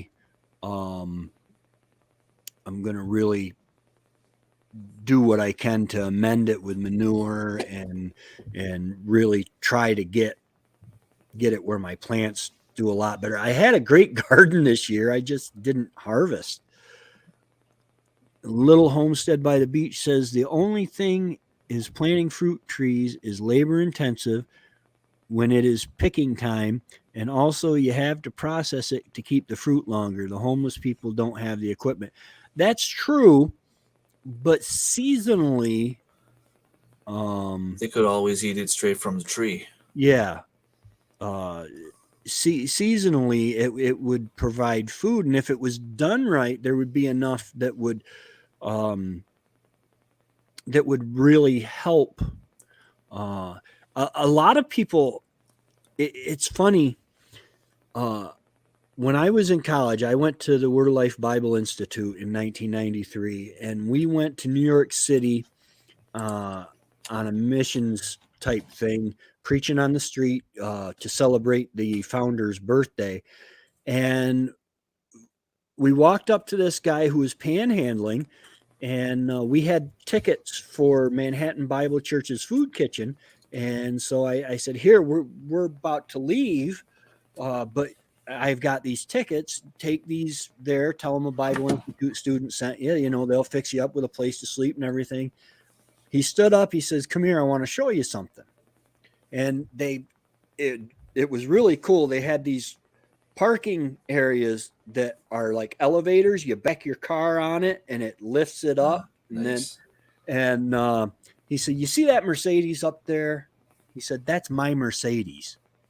He says, "I do this for a living." He says, "I don't do it because I'm destitute." And if you think about it, they say that 1 million people can walk by you in any given, what is it, hour or something on the New York City streets. If half of them give him a quarter, 50 cents, then wow, he's he's really making some money. I planted way more fruit trees than we need, so when they'll produce, some fruits will go to food bank or community. That's awesome. That is awesome. We have a program. I'm pretty sure it's still working. Venzen, where hunters can give to food banks, because there are a lot of people that hunt just to For be out trophies. there. Yeah. For fun. And or I mean, there have been years when I've been able to get a deer with a doe permit, a muzzle loader, a deer with rifle, a deer with archery. 4 or 5 deer a year. Nice. That's a lot of deer to eat, and I've never filled that many tags in a year though. I'm what the Indians used to call a vegetarian. Somebody who's not a very good hunter. I usually get 2 a year when I hunt, and I'm getting back into it now. But Nice. but where you can give that to the food banks and stuff, they were trying to stop it in some areas because the chronic wasting disease. But then I think they figured out that doesn't transfer to humans unless you eat the brain or something. I don't remember how it goes. But yeah, giving to food banks and stuff, that's awesome. You would get along good with the altruistic homestead. They do that a lot. Yeah. They go out and they give to food pantries and stuff like that. See if this light's ready to come on. And I spend time there also cooking for homeless people. Yeah. What they do is amazing. Yeah. Because I kind of feel that the guy that was begging or that was panhandling on the street with the Mercedes is the exception rather than the rule. I know there are people out there who are hurting, and it's just going to get worse. I don't want to be a doom and gloom type guy, but it's going to get worse. It's going to come to a point where, well, I'm fond of saying I read the back of the book and we win. talking about the Bible, but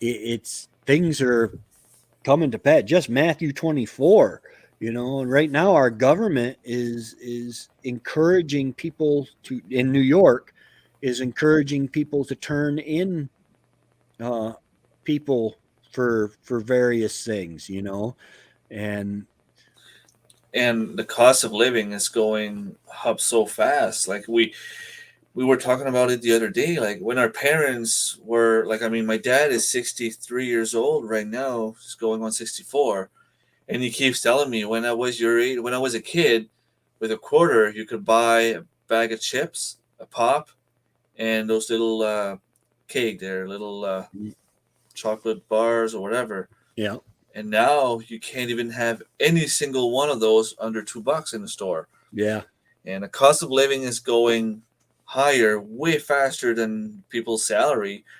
And right now, my generation is barely just running even. So I'm afraid for my kids by the time they get there. I mean, unless they're a doctor or a pharmacist or a lawyer or something where they make big bucks, they're going to struggle regardless of what they do. Because, I mean, when you have uh, healthcare workers, usually they make good money yeah, and they still have to go to the food bank. It means there's an issue somewhere. I'm yeah, lucky enough that even though I have 5 kids, I don't have to resolve to those kind of services. But sometimes it's not on the other side of the line, but it's getting closer and closer. I mean, yeah, we were on strike a couple of months back. We won. We had about $3 raise, and then I went to fill out my car today.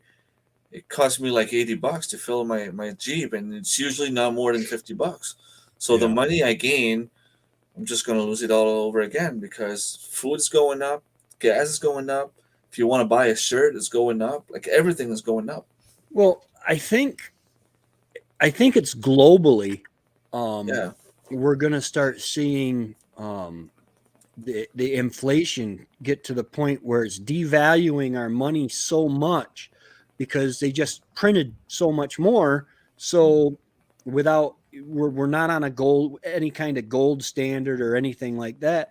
So we're gonna start seeing the inflation kicking in. That's why our gas prices in it's crazy. America are going up right now because specifically because of the policies, the green policies. Hmm. Unfortunately, they've canceled some of our pipelines, some of the things that the previous administration put in place so that we could get cheap gas and produce from the United States. And everybody says, "Oh, it's not the president. It's not any of that because it's supply and demand." Well, yeah, we just cut off. We started supplying. We became an exporter of a lot of this stuff, and now we stopped export. We stopped making it, You have to buy it. and you have to buy it. Plus, all the money that we just pumped into the system, into the economy, that's all got to go somewhere. And we're talking about like how they were printing more and more money, but I think it's just completely the opposite now. They don't print as much money because everything is it's just fictive, it's all just a number on your website. You go in your Yeah, bank account, I don't remember the last time I had actual money in my pocket. It's right. all just fiction. It's just a number. It goes in my account, it goes away, pays the bills. And then if I'm lucky enough, I have, oh, look, I have an extra $20. I'll go buy a case of beer, or Yeah, I'll go put gas in my car. It's just it's so easy for them now to bring the cost of living up because it's all just a bunch of numbers. They yeah. can make the numbers say whatever they want it to say. Yeah, and if you don't believe that, walk into your bank and say you got $20,000. Well, probably more than that. But if you have over so much money and you try to withdraw it from the bank, they won't have it on hand. Nope. And you're gonna struggle too. I did it once, 2007. I opened my own web programming business and I bought a camera. The camera was purchased on eBay at the time, and it was about $8,000. And when I went to the bank to get that money out, um, they looked at me like I was an alien. Like, you want to get that money out? Yes, I need it. Well, okay. Do you know that it can be dangerous to walk around with that much money? I said, yes, but I'm here. I have to go buy those money orders from the post office, and it's going to be sent right away. So I'm not going to have it for too long. I mean, it's 5 minute drive, but still, they had to put everything in an envelope. They had to get like the manager to come and sign something, and I had to sign. And I mean, it's my money, and it's a Yeah. big thing to get it out. Like my brother is a lot focused on, like, to him it doesn't make sense to pay someone, because that's what we do. We pay the banks to take care of our money. And do they really do it better than us? Like, how could that be a service if it's mandatory to get someone to keep your money there? Yeah. Like, you can't go to Word now and ask for a check. They won't do it. And if they do, you can't cash a check if you don't have a bank account. Yeah. So they won't pay you with money. They won't. It's not done anymore. So you don't have money. You just have a number put in your account, and it goes away. Yeah. That is. And Eh, you have a monthly fee, and Yeah. The thing is what the banks do is you pay the bank to hold on to your money. The bank takes your money and invests it, basically turns it into digital numbers and invests it and makes money. You're paying them so that they can make money off your money. yeah, how crazy is that? Right? Um, yeah, I don't know. I do there's some things I do with cash.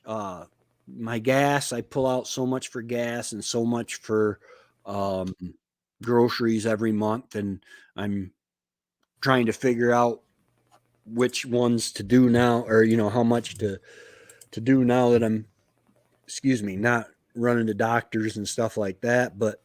Um, but so I do some cash stuff, but I've even started thinking about putting the gas in my checking account so I can just use the debit card. Yeah. A lot of places it's cheaper if you use a debit card. Um, it's funny. You go to buy a car and you say, "Okay, what kind of deal are you going to give me? Because I'm going to pay cash." And they're like, No. anymore, they're like, "We're not going to give you any special deal for paying cash," because what they do is they make money off the banks. The banks pay them Yeah. because basically it's the same thing. They're going to make X amount of money on interest from your loan, and they give a little kickback to that dealership Yeah. for using them for that loan. And it's just insane. Uh, we used to be producers, and now we're consumers. Yeah. You go to and again, I'm very aware that I haven't worked seriously since 1998, but but but you go to work to make money to pay somebody else to produce the stuff you need. Now, imagine if you could produce the stuff you need, and some of it in such abundance that you could Trade actually it sell off. some or trade so that you could have currency to buy the stuff that you can't do yourself, or trade for stuff that you can't do yourself. Well, if you think like that, you're a homesteader, or at least in mind, that. Yeah. Um, Yeah. oh, holy cow! We've been going for 2 hours, almost two and a half hours. It Um, was fun. It was. It was. We're gonna have to do this again. And you said Sunday you've got your at 8 p.m. Eastern. Yeah. You're gonna have a live on Sunday. I will do my best to be there. Because that sounds like it's gonna be fun learning about rabbits, you Yep. said? Yep. He's an Sweet. expert in rabbits. Sweet. Um and so yeah. So I'm going to go ahead and go. I just gotta relax for a while before I can go to sleep. I'd like to say I was going to get off the screens, but I'll probably just go watch Outlander or something. Yeah. But yeah, this has been a blast. We definitely are going to have to do this again. Oh yeah. So guys, if you stuck with us this long, I see we still got 2 people in here. Thank you. Thank you. Go ahead to send me an email at tham141@hotmail.com and say, enter me in the giveaway. February 8th, I'll be doing a live drawing for $50 of my merch right now. And honestly, I don't see any difference if you look at the merch and you don't see anything you want, merch or books or whatever. I'll send you a check for $50. That doesn't bother me a bit. And then you can put it in your bank and it'll turn into numbers and float around and the bank will get rich. And that's the spirit. Yeah. All right. Well, we will talk to everybody later. Remy, thank you so much. We are definitely going to have to do this again. My pleasure. This was a blast. Yeah. Thank you for having me. Absolutely. Guys, go over to Rem's Family Homestead and check them out. And if you're not already subscribed, go ahead and subscribe. It is an awesome channel. He is in New Brunswick, Canada. And in the cold winter. Yes. I can't read that right now. I think we made it to 1 below now. Oh, well. All right. I will talk to everybody later. Y'all have a great day and God bless. Take care. Bye.